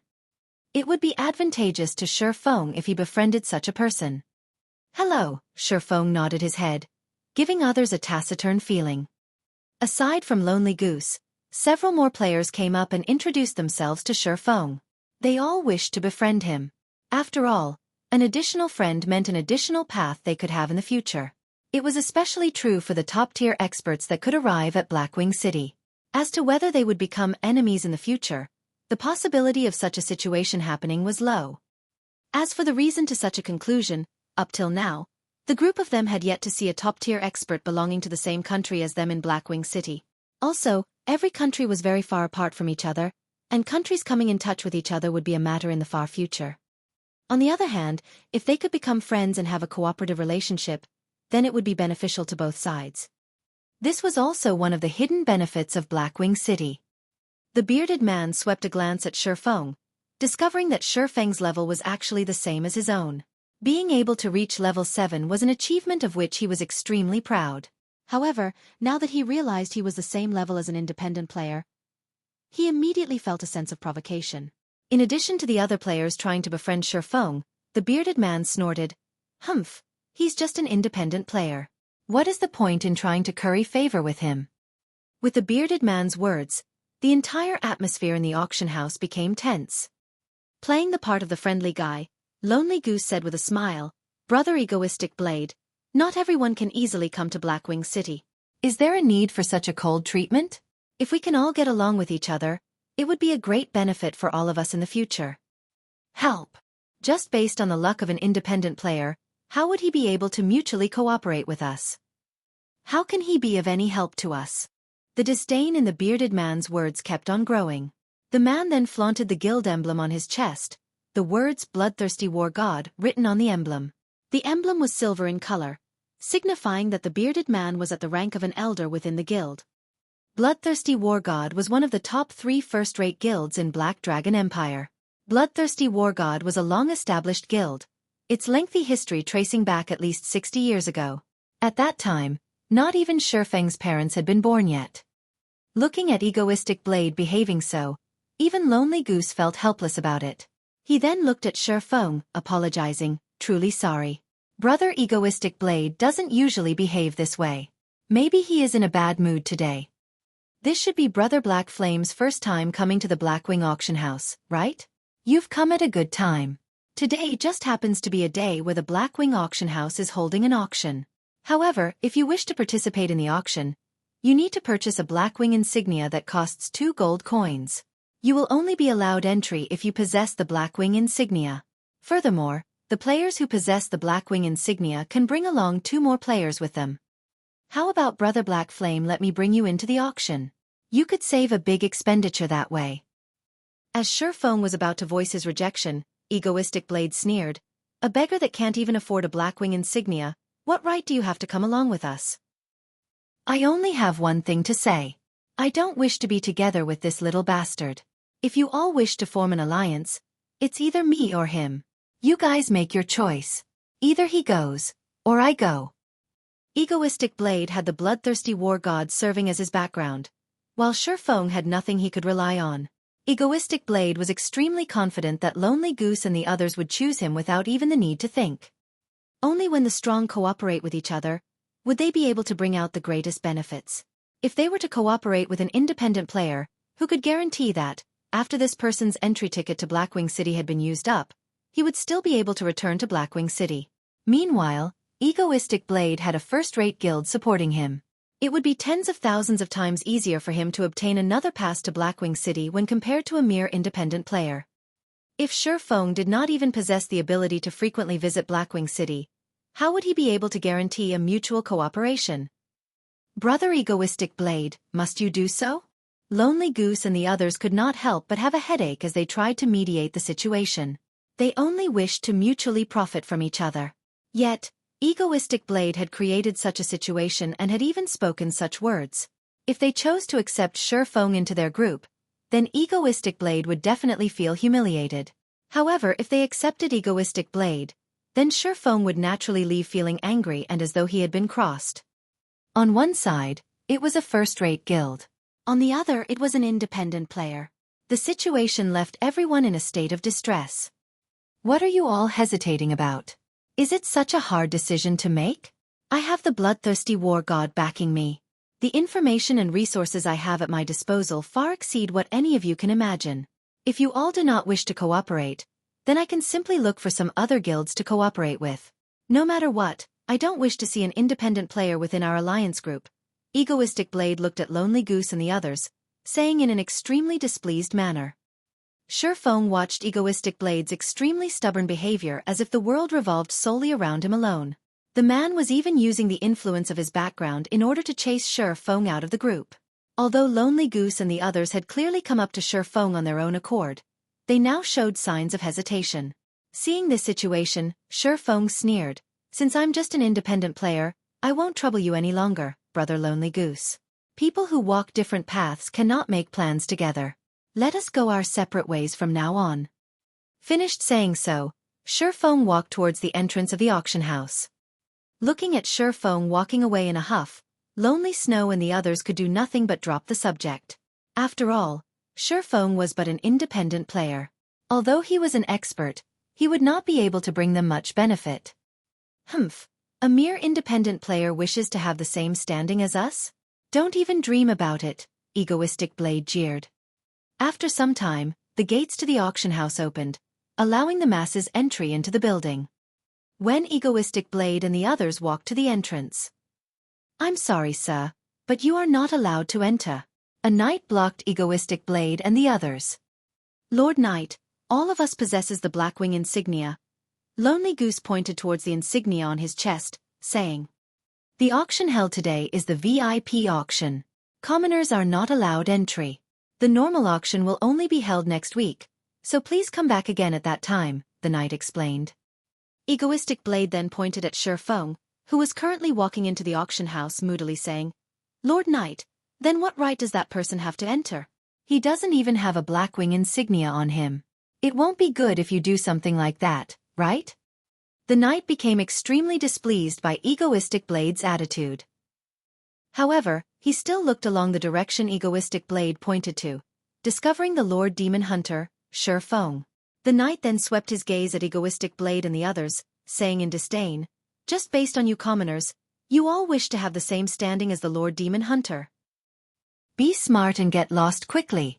I'll have all of you arrested if you continue making a scene." The knight angrily yelled at Egoistic Blade and the others. Egoistic Blade was extremely shocked. How could a random, independent player they met be so awesome? He then thought back to the mocking words said by the knight. Weren't they the words he had uttered just now? If there was a hole available right now, Egoistic Blade wished he could have jumped into it immediately. It was simply too mortifying. Lonely Goose and the others were even more startled. They looked at Xueqi with shocked expressions, endless regret filling up their hearts. After making plenty of investigations, they discovered that there would be an auction held today. Moreover, the items auctioned were extremely rare, so they had paid a huge price in order to prepare a significant amount of coins. Yet, in the end, they couldn't even manage to get past the entrance. Looking at the knight's respectful attitude towards Xueqi, they immediately knew that the title of Demon Hunter must be a very powerful title. Xueqi definitely would have been able to bring along a few more players with him. However, they had chosen to forsake Xueqi instead, missing out on the chance to participate in the auction this time around. The regret in their hearts was quickly pushing them to their deaths right now. At that time, just why did they choose to give up on Xueqi?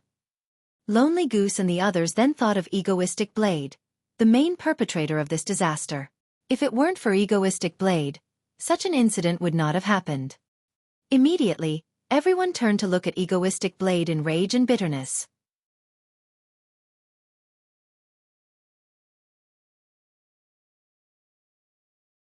Chapter 116, Silver Dawn. Ladies and gentlemen, distinguished guests, please come over here. Take the floating platform up to the 66th floor. There will be a person assigned there to receive you. A golden-haired beauty stood beside the floating platform, saying with a smile. The floating platform of the Blackwing auction house was extremely large, capable of fitting more than 50 people at a time. It was from 7 Luminaries crystals, which have extremely good magical conductivity. Many magical runes were carved onto the crystals, allowing the platform to freely float in the air. However, the floating platform was extremely expensive to make, and even if all of Red Leaf Town was sold, it would not be enough to make a floating platform as large as the one in Blackwing City. In the entire Star Moon Kingdom, only the auction house at Star Moon City, and also the Royal Palace, had a floating platform implemented. Moreover, the size of each of those floating platforms was much smaller when compared to the one in the Blackwing auction house. It displayed the level of wealth held by the Blackwing auction house. To say the least, the Blackwing auction house was extremely large in size. It was categorized into 3 different sections, which were the common section, the VIP section, and the luxury section. The auction venue for the common section was located from the 4th floor to the 36th floor. As long as one possessed the Blackwing insignia, they could participate in the common auction. However, there were much less rare items auctioned there. The auction venue for the VIP section was located from the 50th floor to the 100th floor. One must have a certain amount of status before being allowed to participate in the VIP auction. As for the items auctioned, rare items were the mainstay of the auction, with the occasional precious item. The auction venue in the luxury section was located from the 150th floor to the 180th floor. Aside from those with transcendental strength, they were usually the overlords of a region. For example, the characters at the pinnacle of Star Moon Kingdom. In Xueqi's previous life, after he became a Tier 3 Sword King, he obtained a relatively good title, allowing him the fortune of entering the VIP section. As for the luxury section, only the guild leaders and vice leaders of first-rate guilds had the right to enter this area. The pinnacle players who had reached Tier 5 in their jobs were also allowed in this area. As to what items were sold at the luxury auction, Xueqi had no information about them whatsoever. It was a secret only known to the tyrants and pinnacle players of God's domain. Xueqi arrived at the auction venue on the 66th floor. The entire venue was about the size of a single football field, and at this moment, it was completely packed with people. These people were all NPCs with the status of nobles or above, and it was an extremely difficult task for players who wished to compete for items with these NPCs. These NPCs were here specifically to prevent players from easily winning a bid without any competition. Frankly speaking, the NPCs were just props at the auction venue. If a player's bid did not reach the standard amount, then the item would be taken away by the NPCs, preventing players from conveniently obtaining rare items. After everyone was seated, the auction officially started. After a white-bearded old man walked up to the stage, declaring the start of the auction, an item was slowly brought out onto the stage. The first item auctioned was a level 20 secret silver chestplate, its starting bid set at 2 gold. The attributes on it are good, but the price is just too expensive. Clicking on the equipment's information, Xueqi quickly gave up after looking at its attributes. Although it was good equipment, he was unable to put it to use right now. If Xueqi could really buy the item for only 2 gold, then he might have still considered it. However, after a bout of bidding from the NPCs, the price of the equipment had already soared to 7 gold. If he were to sell the chestplate to a first-rate guild, he could not possibly obtain 7 gold for it. At most, he could sell it for 3 to 4 gold. After all, to the average players right now, even copper coins were considered a precious commodity, not to mention gold coins. After which, piece after piece of secret silver equipment was brought out. There was even fine gold equipment being auctioned. However, not a single piece managed to attract Xueqi's attraction. The reason was simple. All of them were just too expensive. If the average level of players reached around level 20, then the prices of equipment would become much cheaper. However, God's domain had started its operation only recently, so most players were still around level 4. Where would these players find that much money? Half an hour later, the equipment phase of the auction finally ended, and the auction for other items began. The following item being auctioned is a weapon forging design. This forging design is a fine work of Master Korean, and the bid for it will start at 3 gold coins. Immediately, Xueqi's interest was roused. He then clicked to check on the item's information. Silver Dawn Forging Design, Secret Silver Rank, One-Handed Sword. Level 10. Seeing that it was Secret Silver ranked, Xueqi knew that his luck had come. Moreover, the Silver Dawn was a level 10 weapon. It was absolutely something that he needed the most. The Abyssal Blade also needed 10 level 10 secret silver weapons to level up. With this forging design, that problem would easily be handled. However, besides Xueqi, there were still a few other forgers who participated in the bid. After all, a secret silver forging design was extremely rare. With that, the bidding for the forging design quickly started. Within moments, the bidding price had already reached 6 gold. Xueqi gritted his teeth, shouting, 7 gold! 7 gold 30 silvers. 7 gold 50 silvers. 8 gold. With the crazed bidding from the NPCs, the price for the Silver Dawn steadily rose. Crap, I bid 15 gold. Seeing that the price has reached 13 gold, Xueqi immediately raised it by 2 gold, showing his determination, and shaking the composure of these NPCs. If the price continued to rise, even Xueqi would not be able to stomach it. After all, he only had slightly more than 20 gold coins remaining. 16 gold. The original worth of this forging design was around 15 gold coins. Xueqi did not think that the NPCs would still compete. 17 gold. Xueqi made his decision. If the NPC forgers were to bid once more, he would immediately bid 20 gold for it. At that point, if it was still no good, then he could only consider himself as unlucky. Finally, the NPC forgers shook their heads at this price, no longer competing in the bid. Congratulations to Mr. Black Flame for winning Master Korean's Silver Dawn forging design. The white-bearded old man clapped his hands, congratulating Xueqi. After receiving the forging design, Xueqi let loose a sigh of relief. At the very least, he did not waste a trip to the auction house this time. As for the 17 gold he had spent sooner or later, he would be able to get it all back through the Silver Dawn. After auctioning off the forging design, the white-bearded old man continued, the next item is a super rare skill for melee jobs. The bid starts at 5 gold coins. Thunder Flame Explosion. Action type. Requires melee weapon. Causes 200 base damage, and additional flame and thunder damage to enemies within a 5-yard radius. Enemies struck will be placed in a fainted state for 4 seconds. Cooldown. 45 seconds. Xueqi's eyes shone after seeing this item. Thunder Flame Explosion was definitely a super skill for melee jobs and was one of the most precious items in this auction. What to do? I don't have enough money right now. Xueqi greatly desired this skill book. However, the starting bid for it was already at 5 gold. At the very least, the final price for it would be 20 gold or above. While Xueqi was in silent contemplation, the price for the skill book had already risen to 10 gold. Compared to the Silver Dawn, the bidding for the skill book was even more fiery. Xueqi had no choice but to call out the interface for the virtual trade center, canceling the remaining gold coins he had registered. Thank God. Xueqi let loose a breath as he discovered that there was still 23 gold remaining out of the 30 gold he had registered. In addition to the coins he had on hand right now, it just barely totaled over 30 gold. Such an amount should be sufficient to purchase this Thunder Flame Explosion. 20 gold. Xueqi shouted. 20 gold. Mr. Black Flame has bid 20 gold. Is there anyone else interested in bidding? This is the only precious item in the auction this time around. Everyone should not miss this chance to obtain it. Xueqi could not help but send a disdainful glare at this old man. 21 gold.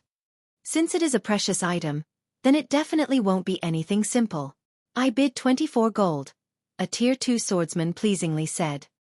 I bid 26 gold, a Tier 3 shadower yelled.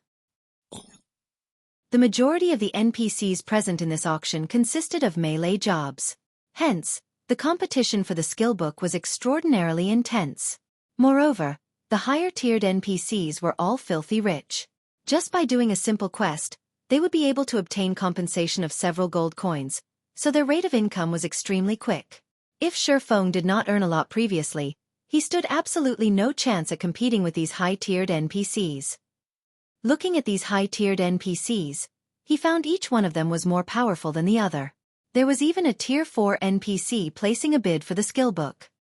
Seeing as the price was about to reach Xueqi's bottom line.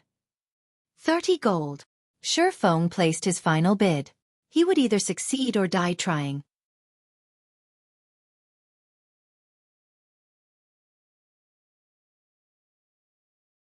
Chapter 117.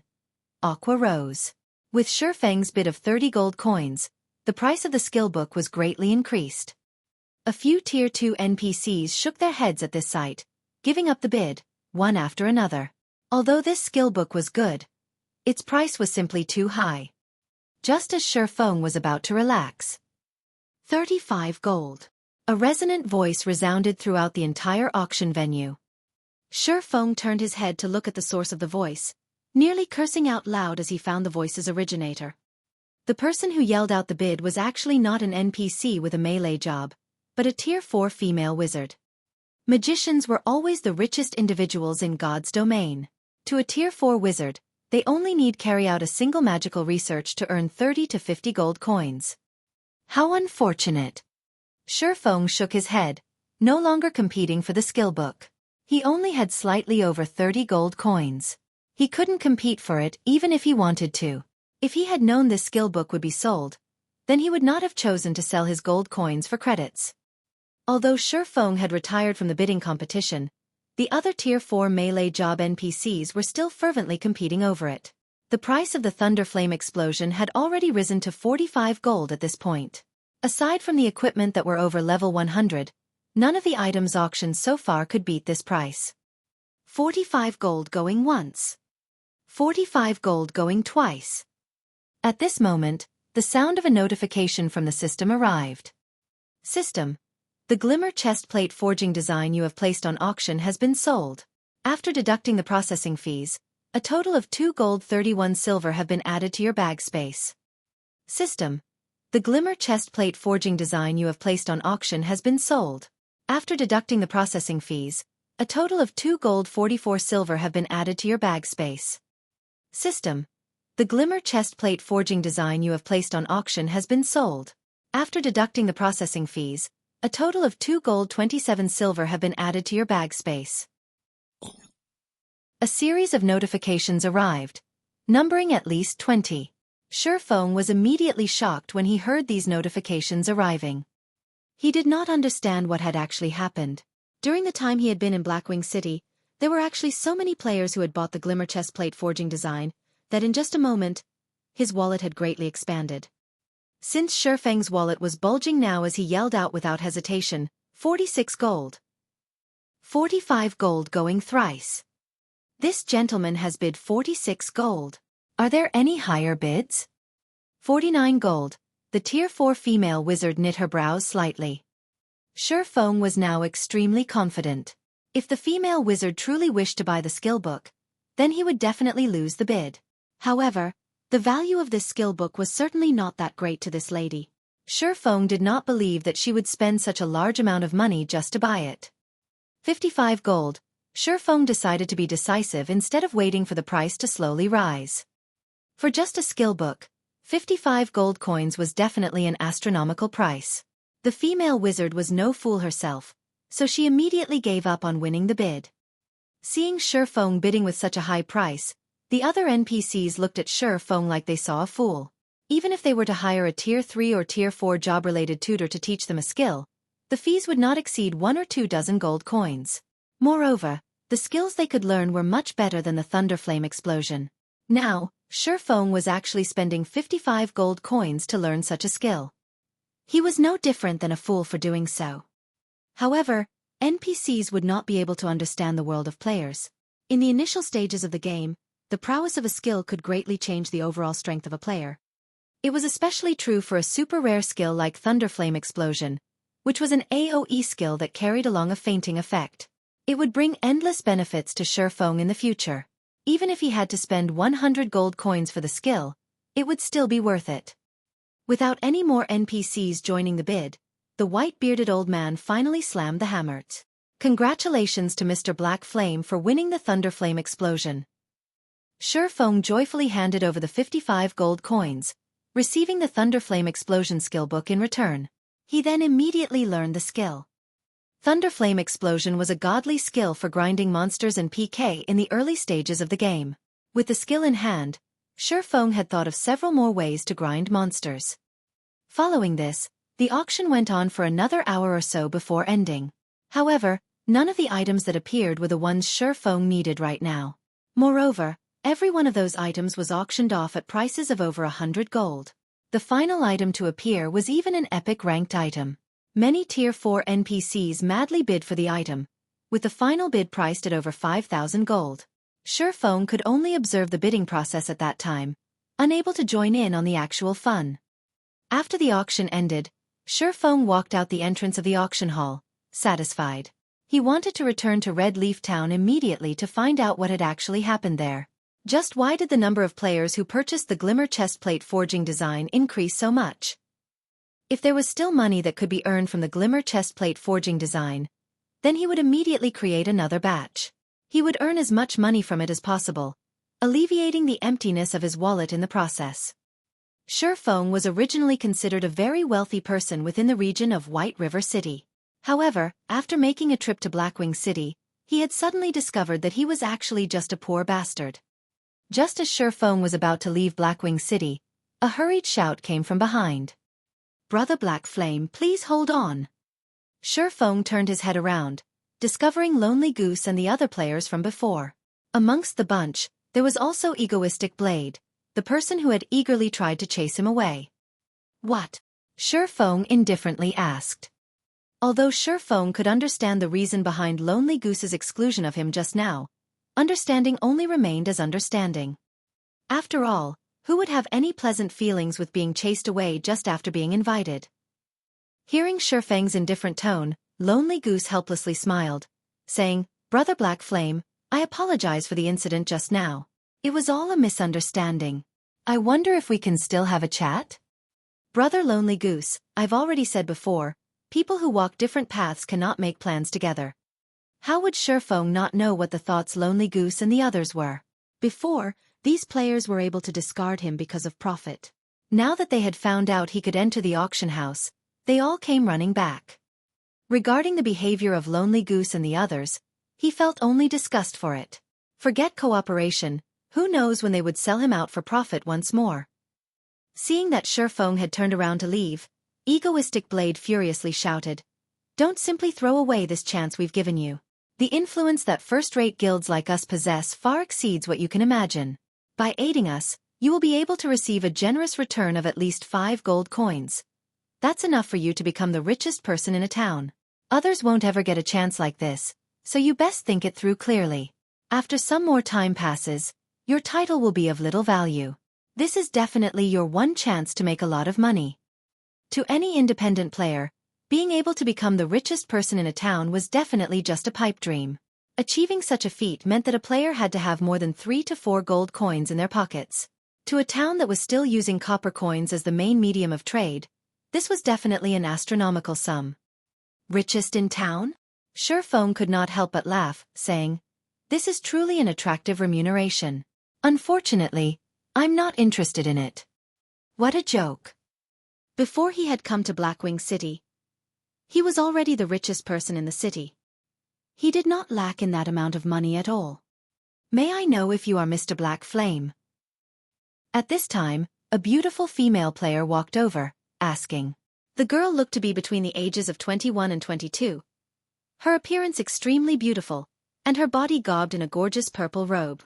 The girl had her lips pursed, her eyes squinted into a smile as she looked at Xueqi. On her delicate white cheeks, a tinge of blush could be seen as she smiled at Xueqi, further increasing her charms. "That's right, and you are?" Xueqi was not familiar with this girl before him. However, seeing that she was a level 7 cursemancer and she wore a complete mysterious iron set equipment, it would seem that her strength was definitely out of the ordinary. "Hello, you can call me Aqua Rose. We previously met inside the auction venue, but you might have missed me there," the elegant girl named Aqua Rose said with a smile. Hearing the girl's self-introduction, Xueqi was greatly shocked.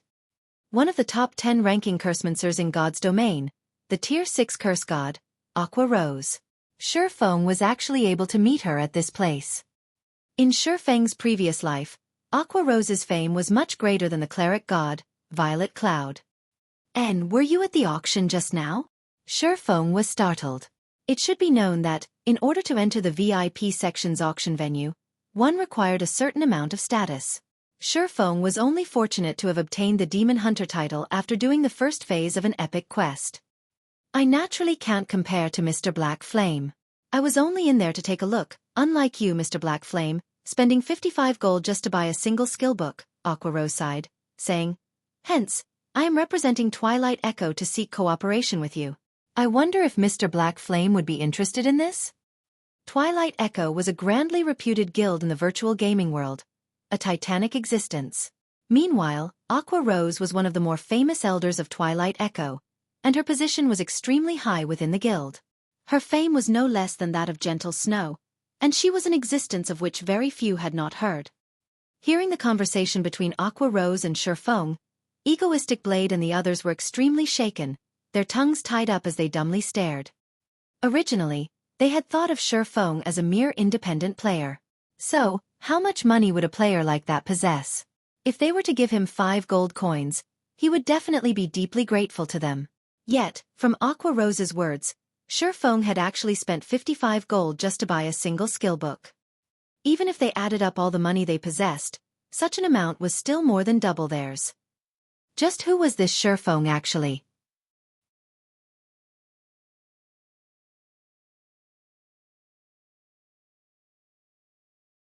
Chapter 118. Another Road to Wealth. Receiving Aqua Rose's invitation, Xueqi nodded his head in agreement. In any case, he was bound to have to cooperate with the large guilds in Blackwing City. So instead of choosing bloodthirsty war god and guilds of similar influence, it would be much better for him to choose the more famous and more influential Twilight Echo, with which to cooperate. Moreover, Aqua Rose was a very well-renowned name. She was not a girl who prioritized profits, but more friendly relationships. In Xueqi's previous life, one of Aqua Rose's close friends was targeted by a first-rate guild. The first-rate guild in question wanted to kill her friend back to level 0 no matter what, and they even wanted her friend to hand out all of her precious items. In order to aid her friend, Aqua Rose had unhesitatingly declared war with that first-rate guild. As a result, both guilds incurred massive damage, and Twilight Echo's overall strength was greatly reduced, becoming only an ordinary first-rate guild from then on. If a person prioritized profit over friendship, then they would never have done such a damaging action just to help a friend. However, Aqua Rose had done it. Aqua Rose's friend became extremely touched because of Aqua Rose's actions, becoming one of the fierce generals of Twilight Echo. In the end, Aqua Rose's friend, Unyielding Ice, had even become a Tier 6 mage god, turning Twilight Echo into a tyrannic existence in God's domain. With Aqua Rose's personality guaranteed, Xueqi felt much more assured at cooperating with her. I know a good restaurant up ahead. Let's have a chat over there. After Xueqi agreed to her invitation, Aqua Rose revealed a faint smile. She then guided Xueqi towards the restaurant. After Xueqi and Aqua Rose departed, Egoistic Blade curled his lips in disdain, sourly saying, "Does he think he's amazing just because he has some money? He's just a wealthy spindrift. Sooner or later, I'll definitely be richer than him." Hearing Egoistic Blade saying so, Lonely Goose and the others could not help but look at him in disdain. Xueqi was already having discussions of cooperation in Blackwing City with Aqua Rose. Based on Xueqi's formidable wealth and special status, he would definitely become an influential figure in Blackwing City in the very near future. Xueqi was not someone that Egoistic Blade could compare to. In fact, Egoistic Blade himself knew this truth. He was only speaking to ease the pain in his heart. Red Rose High-Class Restaurant. It was one of the few upper-class restaurants in Blackwing City. Just the NPCs that were guarding the restaurant's entrance were already level 180 Tier 2 jobs. Moreover, the delicacies served here were of absolute perfection. Even if the food served was just a virtual object, eating it would give one an unspeakable sense of satisfaction. However, the average player would definitely not have the courage to dine at this place. That was because just a random cup of tea already cost over a dozen silver coins. Inside a luxurious private room on the 4th floor of the restaurant building, Aqua Rose had casually ordered a few of the most expensive teas available. She sat down quietly, staring at Xueqi, completely unfazed at spending more than 30 silver coins on just beverages. Whatever sorts of cooperation you have in mind, just speak. It would feel extremely awkward if you just keep staring at me like that. Looking at Aqua Rose's smiling expression as she stared at him, Xueqi started inwardly getting the chills. Pardon me. I was just very curious about you. I never imagined that the famous chief forger of Star Moon Kingdom would actually be such a matured and composed man like you. Originally, I had even thought that the chief forger would be some quirky old man in his 50s or 60s, Aqua Rose smiled. I didn't know that Miss Aqua would be so interested in forging. Could it be, Miss Aqua wishes to recruit me into your guild? Xueqi drank a mouthful of the black tea served, smiling faintly. Xueqi did not feel anything out of the ordinary from Aqua Rose knowing his identity as a forger. After all, the name of Black Flame had become relatively huge now. As long as one made a quick search on the internet, they would be able to find plenty of related information. Aqua Rose shook her head, softly saying no. I know that Master Black Flame's ambition is not that small. Hence, I do not have such an intention. I only wish to purchase a few glimmer chestplate forging designs, and also some equipment made by Master Black Flame. For example, a secret silver weapon such as the Silver Dawn. In addition, I wish to make a long-term purchase of gold coins from Master Black Flame. Naturally, I would buy the coins at 20% above the market price. I wonder how Master Black Flame feels about all of this? There won't be a problem with selling you the forging designs and equipment. However, I can only say that I am helpless about the sale of gold coins. Moreover, I have an additional condition myself, Xueqi said after some thought. If Aqua Rose was willing to purchase his items in bulk, then it would naturally be a good thing. It was especially true for the glimmer chestplate forging design. Selling that item was no different than carrying out daylight robbery. Furthermore, Xueqi could also utilize Twilight Echo to purchase some items for him. As for the gold coins, Xueqi had no intentions of selling them. Master Black Flame, please speak. If it is something that we, Twilight Echo, can carry out, we will definitely do so, Aqua Rose joyfully said as she saw Xueqi agreeing to her conditions. I need various types of ores and stones. You should know that a lot of ores and materials are required to forge equipment. With the influence of Twilight Echo, I deem that it should be very easy for you all to purchase a large number of ores, right? In addition, I also require the entry pass for Blackwing City. If I cannot frequently come to Blackwing City, I would also be unable to conduct trade with you all, Xueqi calmly said. At this point, Master Black Flame can rest assured. I can obtain as many ores for you as you want. Moreover, their prices will definitely be cheap. As for the entry pass to Blackwing City, even if Master Black Flame does not mention it, we will definitely prepare them for you. Hearing Xueqi's request, Aqua Rose's smile became even more dazzling. Twilight Echo's location was situated in the Storm Empire. The Storm Empire was a giant ore production. Hence, the quantity of ores available was extremely high, while their prices were extremely cheap. It would be a very easy task for Twilight Echo to obtain a large amount of ores and stones for forging. Moreover, they could also earn a large sum of money from selling the ores and other materials. Xueqi naturally knew why Aqua Rose was so cheerful. Star Moon Kingdom was unlike the Storm Empire. Its geography was situated on flatlands. Hence, the amount of ores available was very little, while their prices were extremely high. Hence why Xueqi wanted Aqua Rose to provide him with a large amount of ores, while he would provide the equipment, making it a mutually beneficial exchange. Moreover, if he was unable to use up the ores and materials he purchased at a low price, he could simply sell them off to the other guilds in Star Moon Kingdom. These guilds all needed to nurture their own forgers. Hence, they would need a very large amount of ores and materials. Xueqi would not have to worry about looking for a buyer at all. Xueqi did not imagine that, just by making a single trip to Blackwing City, he would obtain both the items he wanted, and also another road to wealth. Let's trade the forging designs first, then. As for the other equipment and materials, we will trade them on another day. How about 2 days later? Xueqi's heart was constantly filled with thoughts regarding the fellowship party of Jinhai University. It was only a few days before the fellowship party would be held. With his forging skills, if he were to put all his efforts into forging equipment in these 2 days, he should be able to make a large sum of money. If he took the chance to sell off ores as well, he would make even more money. If his luck was good, he might be able to obtain a good harvest from the fellowship party. Master Black Flame, you too should know that God's domain has only recently started its operation, so every guild is slightly tight on gold coins. Can we perhaps conduct the trade with both gold coins and credits? If we can conduct the trade in this way, Master Black Flame, I will purchase as many glimmer chestplate forging designs as you possess, Aqua Rose said in a slightly embarrassed tone. Oh dear. Xueqi pretended to sigh, showing a troubled expression. Seeing this, Aqua Rose became slightly panicked. Right now, every large guild was tight on gold coins, and though they wished to purchase them in bulk, it was an extremely difficult task.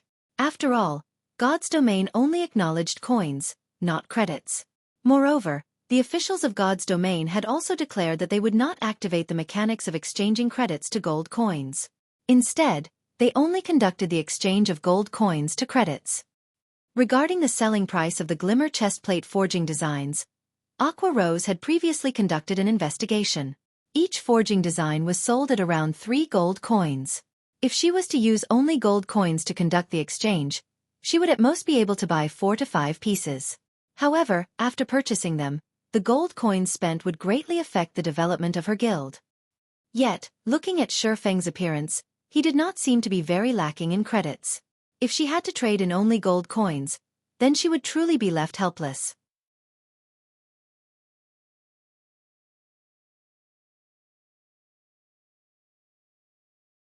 Chapter 119. God's Domain Upgraded. Miss Aqua, I wonder in what ratio you wish to trade at? Xueqi let out a dry cough, softly saying. If it was the Xueqi of before, he would not have minded fully selling the forging designs for credits. However, it was a different story now. Although credits were extremely important to Xueqi, the value of gold coins right now was similarly huge. It was especially true after Xueqi had come to Blackwing City. All the good items sold here had astronomical prices. Moreover, the NPCs here only accepted gold coins, running a no-money, no-talk policy. If possible, 2% gold coins and 98% credits. What do you think, Master Black Flame? Aqua Rose's curved eyelashes flickered as she spoke in an embarrassed tone. After all, the glimmer chestplate forging designs were just too expensive. Moreover, she intended to buy a large amount of them. Even if she were to pay just 10% of the price in gold coins, Twilight Echo might not be able to handle it. Xueqi nearly spat out the tea he was drinking after hearing her offer. Paying 2% in gold coins meant that, for a transaction worth 100 gold, Xueqi would only receive 2 gold, while receiving the remaining 98% in credits. Although Xueqi was not trying to be petty, wasn't this amount a little too low? Miss Aqua, after arriving at Blackwing City, you should know that the items sold here will be of great help to us. However, the items here are just too expensive. In addition, the auction house would often sell top-tier items. The value of gold coins goes without saying. The ratio for gold coins you offered is truly not enough. At the very least, it should be at 10%, Xueqi unhurriedly said. I know that I am troubling Master Black Flame. However, Twilight Echo is truly unable to bring out that many gold coins. If Master Black Flame is willing to reduce the ratio down to 5%, I am willing to pay out an additional 20% in credits. I wonder if that would be possible? Aqua Rose was similarly helpless. However, the coins in God's domain were simply too valuable. Even the coins obtained by the money farming teams of Twilight Echo, which consisted of 3,000 players, was not enough to support the guild's expenditure. Although Twilight Echo was constantly expanding the size for the money farming teams, from beginning to end, the amount obtained was never enough. Otherwise, Aqua Rose would not be bargaining ceaselessly with Xueqi. Xueqi entered a deep thought. The 5% was very close to his bottom line already. Moreover, Aqua Rose was willing to pay an additional 20% in credits. To Xueqi, this was an extremely attractive proposition. Currently, 1 silver coin was priced at 100 credits. It could be said that the value of coins was the highest at this moment. At the very minimum, their trade would be worth at least 50 gold coins. An additional 20% would be the equivalent of over 90,000 credits, after tax. It was already a large amount. Alright, we'll go with 5%, then. How many pieces of the forging design does Miss Aqua wish to buy? Xueqi nodded his head, asking. Aqua Rose stretched out 5 of her delicate fingers. 5 pieces, is it? Xueqi could not help but be startled. After a half a day's worth of discussion, she only wanted 5 pieces? Was she toying with him? Aqua shook her head at Xueqi's words. It can't be 50 pieces, right? Xueqi was shocked. If all 50 pieces were sold at an additional 20% based on the market price, then each piece would be priced at 3 gold coins. 50 pieces would be 150 gold coins. Just thinking about it was enough to cause Xueqi to be excited. He didn't think that Aqua Rose would have such a big appetite, making a 150 gold transaction amount. This had far exceeded his initial estimates. Just within moments, Xueqi was able to earn several millions of credits. With this amount of money, he would have much more confidence when attending the fellowship party. After all, if one wanted to develop their influence, money was an absolute necessity. No, I want 500 pieces. I wonder if Master Black Flame has that many pieces? Aqua Rose brightly smiled. It was as if she was not buying glimmer chestplate forging designs, but a stack of plain papers. Miss Aqua, are you sure you wish to buy 500 pieces? You should know that the price for such an amount is not a joke, Xueqi verified once more. He could not help but admit that Aqua Rose frightened him. With this many pieces of glimmer chestplate forging designs, it was sufficient to provide for the needs of more than a dozen guilds. Twilight Echo would absolutely be unable to use all of them. Master Black Flame, I am very sure of it. However, with such a large transaction, I too have an additional condition, Aqua Rose said with a mysterious smile. Speak, Xueqi said. Within Blackwing City, your glimmer chestplate forging designs are only allowed to be sold to us, Twilight Echo. Moreover, with such a large transaction, even if only 5% of it would be traded in gold coins, that would still be 75 gold coins. I can only pay all these gold coins in installments. Of course, the first payment would be 10 gold coins. Afterward, I will make sure to pay off the debt within a month. I wonder if you can be satisfied with that? Aqua Rose said. After hearing Aqua Rose speak, Xueqi immediately understood her intentions. This girl intended to purchase his glimmer chestplate forging designs to resell them to the other guilds. That way, she too would be able to earn a ton. Xueqi similarly understood the reason for Aqua Rose's sincerity. Furthermore, he was not a petty person himself. He immediately said in a generous tone, "All right, and since you are buying that many pieces, you only need to pay 10 gold coins. The remainder you can just pay it all off in credits." It would be fine as long as he could sell off the glimmer chestplate forging designs. As for who he sold them to, it did not matter that much. He wouldn't be envious of Aqua Rose either. Aqua Rose's connections were much, much wider than his own. Being able to sell that many pieces of the forging designs, and at an even higher price, would all be due to Aqua Rose's own ability. On the other hand, Xueqi did not possess such an ability, so why should he bother himself with these matters? He would be satisfied as long as he could earn all the money possible for him to earn from the forging designs.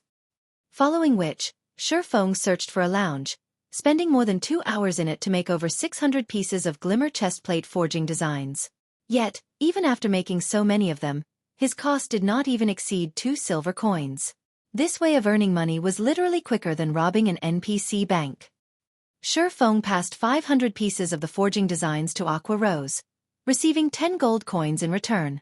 At the same time, Aqua Rose immediately deposited 17.88 million credits into Xueqi's account. In addition to the credits Xueqi earned previously, he now had over 18 million credits in his bank account. Xueqi had become a millionaire within an instant. Xueqi nearly fainted from the rush of joy he felt. Originally, Xueqi had thought that it would be fortunate if he was able to earn a few million credits in the following few days. Now, however, he had earned nearly 18 million credits in an instant. In a few more days, that amount might even rise to 20 million. Although it was not enough to put him on the same level as the young masters of large corporations, it was still enough for him to compete with Shadow at the fellowship party. Moreover, he would be able to establish a high-quality workshop quickly. Aqua Rose became overjoyed when she received the 500 pieces of glimmer chestplate forging designs. With Twilight Echo's influence, she would definitely be able to sell out all of the forging designs, earning a large sum of gold coins. The speed at which she earned gold coins would be several hundred times faster than that of the money farming teams. With this many gold coins, the development of the guild would definitely rise greatly. Who would be able to compete with Twilight Echo from then on? Master Black Flame, let's set our next transaction to be at 3 days later, then. At that time, I will bring you the various ores that you require. Also, please don't forget to bring more weapons and equipment. I want as many as you have. All right, you won't be disappointed. After the two of them finished their trade, both promptly departed from Blackwing City, returning to their own respective countries to make preparations. At that moment, the sky in Red Leaf Town was growing dimmer. The players outside the town were all starting to return. After dark, the monsters in the wild would have their strength increased by 20%. Moreover, their numbers would greatly increase. If a player had the misfortune of being wrapped up like a dumpling by the monsters, dying back to town, then that would be a true tragedy. After returning to Red Leaf Town, originally, Xueqi had intended to investigate the situation at the auction house. He wanted to know why exactly the glimmer chestplate forging designs were being so well received. However, the color of the sky suddenly changed. The azure-colored sky turned rainbow-colored. It was a magnificent sight, which bewitched a person's mind. Immediately after, the entire sky had let out an overwhelming sound that resounded throughout the entire God's domain. System announcement. Emergency notice. Emergency notice. System announcement. God's domain will be undergoing a system upgrade. The system upgrade will require 12 real-life hours. May all players please log out of the game within 10 minutes. System announcement. God's domain will be undergoing a system upgrade. The system upgrade will require 12 real-life hours. May all players please log out of the game within 10 minutes. System announcement. God's domain will be undergoing a system upgrade. The system upgrade will require 12 real-life hours.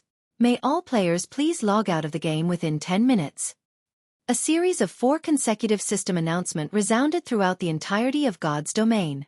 Countless players were shaken by the sight and sound coming from the sky, all of them starting a discussion over it. They did not understand just what had happened to God's domain. Why was there a need for such a sudden upgrade to the system? Just what is happening here? Why is God's domain evolving so quickly? Xueqi's brows creased into a bundle after hearing the system announcement. According to his memories, God's domain's first upgrade would only happen at least a month later. Right now, God's domain evolving was bad news to Xueqi.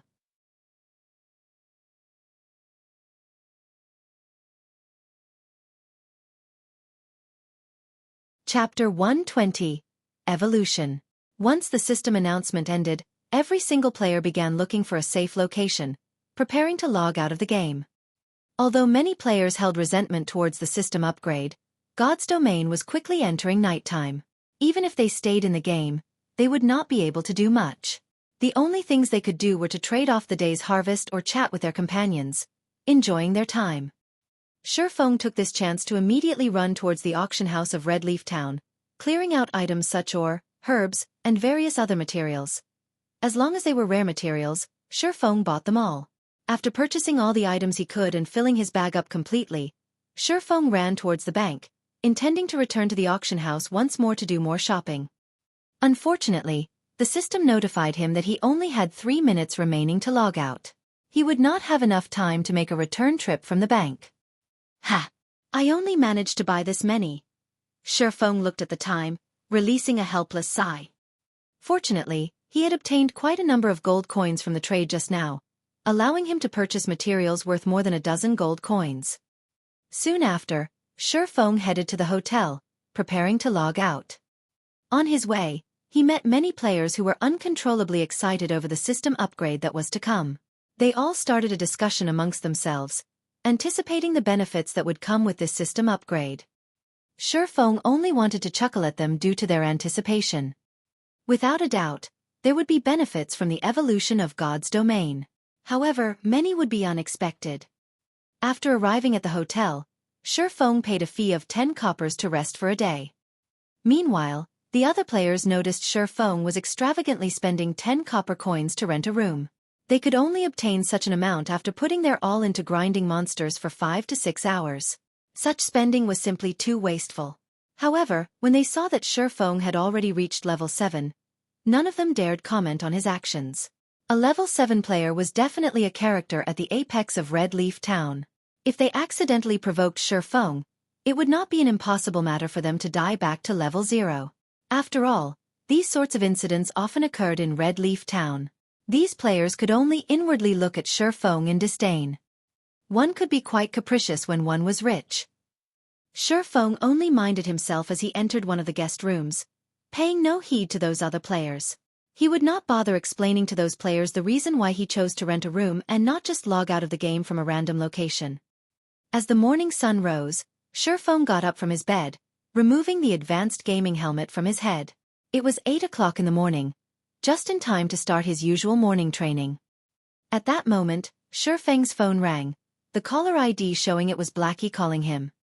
Blackwing, did something happen? Xueqi answered the call, asking curiously. Normally, Blackie would not take the initiative to contact him unless it was an urgent matter. Brother Feng, something big has happened. Quick, turn on your TV. Right now, the news channels are showing it right now. Almost every TV channel is showing it. Blackie said with ragged breaths, his tone greatly excited. If Xueqi was unfamiliar with Blackie, he might have thought Blackie had been doing some sort of extreme exercise.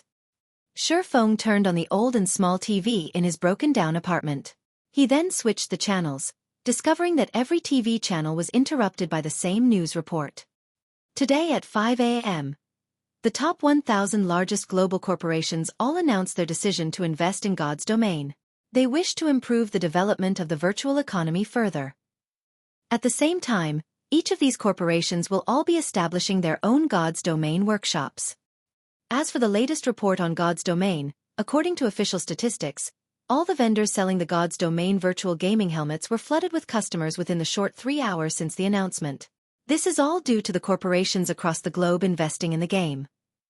As a result, the player population of God's domain suddenly increased by over 800 million users. At the same time, the current player population was boosted to 1.8 billion users, breaking the world record for the number of players of any virtual reality game. Various news constantly played on the television. The news reports were advertising the idea of making God's domain a second world for mankind, encouraging everyone to experience the game. Also, to further advance the data collection by the main God system, further completing God's domain, the price of the basic virtual reality helmets reduced from 8,000 credits to 4,000 credits. As for the price of advanced virtual reality helmets and virtual gaming cabins, those remained unchanged. That was fast, Xueqi revealed a faint smile after listening to these reports. However, he was not shocked by them. Although, the report arrived slightly earlier than he expected. In Xueqi's previous life, these reports only surfaced after 10 days of God's domain's operation. Due to these large corporations investing themselves in God's domain, virtual reality games began receiving an extensive range of attention. The entire virtual gaming world similarly burned like a raging inferno, and the previously retired gaming experts all joined God's domain. Moreover, the few remaining popular virtual reality games were forced to shut down due to the popularity of God's domain. As a result, all the affected gamers transferred to God's domain, instantly causing the game's player population to explode. The competition within the game similarly grew fiercer. All virtual reality games had a definite similarity with each other. Limited resources. If the original population of a single town suddenly grew from several thousand to over 10,000, the number of players competing over the available resources greatly increased. Naturally, the prices of items would also greatly increase. So that's why realization suddenly struck Xueqi. It was no wonder why the number of people buying the glimmer chestplate forging designs had increased. It turned out that it was all due to these large corporations investing in the game and the additional 800 million new players joining the game. These players were all level 0. So naturally, their need for equipment was intense. They would not hesitate to buy the glimmer chestplate forging designs, forging a large amount of glimmer chestplates and earning a lot of money. What a shame. These new players came at such a bad time. Xueqi pitied the players who had just joined God's domain. The timing they chose to join was just too unfortunate. Of all the times they could have chosen, they chose to join immediately after God's domain had its first evolution. With this, they were destined to be doomed. The upgrading of God's domain was the game's self-evolution. However, nobody understood the true meaning of this matter. Only after they experienced it for themselves would they come to understand fully. The reason Xueqi chose to use the words evolution instead of upgrade was because evolution represented evolving and adapting. It was survival of the fittest, in short. While players were living their lives in God's domain, the main God system constantly collected various data from the game. When the data collected reached a certain degree, quantitative change would become qualitative change, which meant evolution. Virtual reality allowed players the ultimate experience of a realistic fantasy world.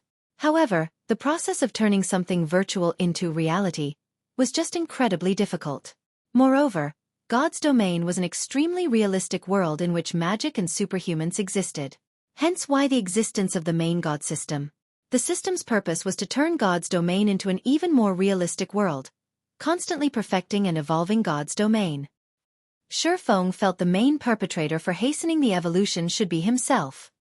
His reason that, in his previous life, the Hell mode of the team dungeon was cleared exactly a month after God's Domain's opening, with the upgrade following soon after. Right now, the Hell mode of the team dungeon had been cleared, and similarly, the game announced a system upgrade almost immediately. In the end, they greatly expedited the schedule. Thinking up to this point, Xueqi suddenly felt he should be more careful with his future actions. Due to his good luck this time, he was able to have a chance encounter with Aqua Rose from Twilight Echo. This fortunate encounter allowed him to earn over 10 million credits easily. Even now, Xueqi felt like he was in a dream. However, after this evolution, it was practically impossible for him to earn that much money so easily. If he did not earn a large sum of money during this time, now that the major corporations have decided to involve themselves, in addition to God's Domain's evolution, his plans in God's Domain would suffer severe disruption. Finished reading the reports, Xueqi proceeded to train his body. This was an assignment he had to carry out every single day. Now that the major corporations have entered God's Domain, they would surely have poached plenty of veteran gamers and newcomers with great potential. They may even recruit experts from fighting tournaments. These expert standards were entirely different from the average players of God's Domain. They would only take a short time becoming an expert in the game. With the proper guidance, their development would have rapid progress. The arrival of these players would massively impact God's Domain. In order to maintain an even greater advantage, Xueqi needed to quickly and diligently train his body. Training his body would hasten the absorption process of the energy from the nutrient fluids, providing even more nutrients and increasing the activity of the brain. This way he would be able to increase his combat prowess in God's Domain further. After going through his morning training, Xueqi prepared to leave the house to restock his nutrient fluids. He would also search for a better home. It would have a negative impact on his body if he continued staying in this rented apartment, surrounded by an unhealthy environment. Since he had earned quite a bit of money, it was high time for him to switch to find a new place. You're tuning in to the Xueqi's Martial Arts Saga YouTube channel. Don't forget to subscribe and join us on this journey to catch the most captivating stories.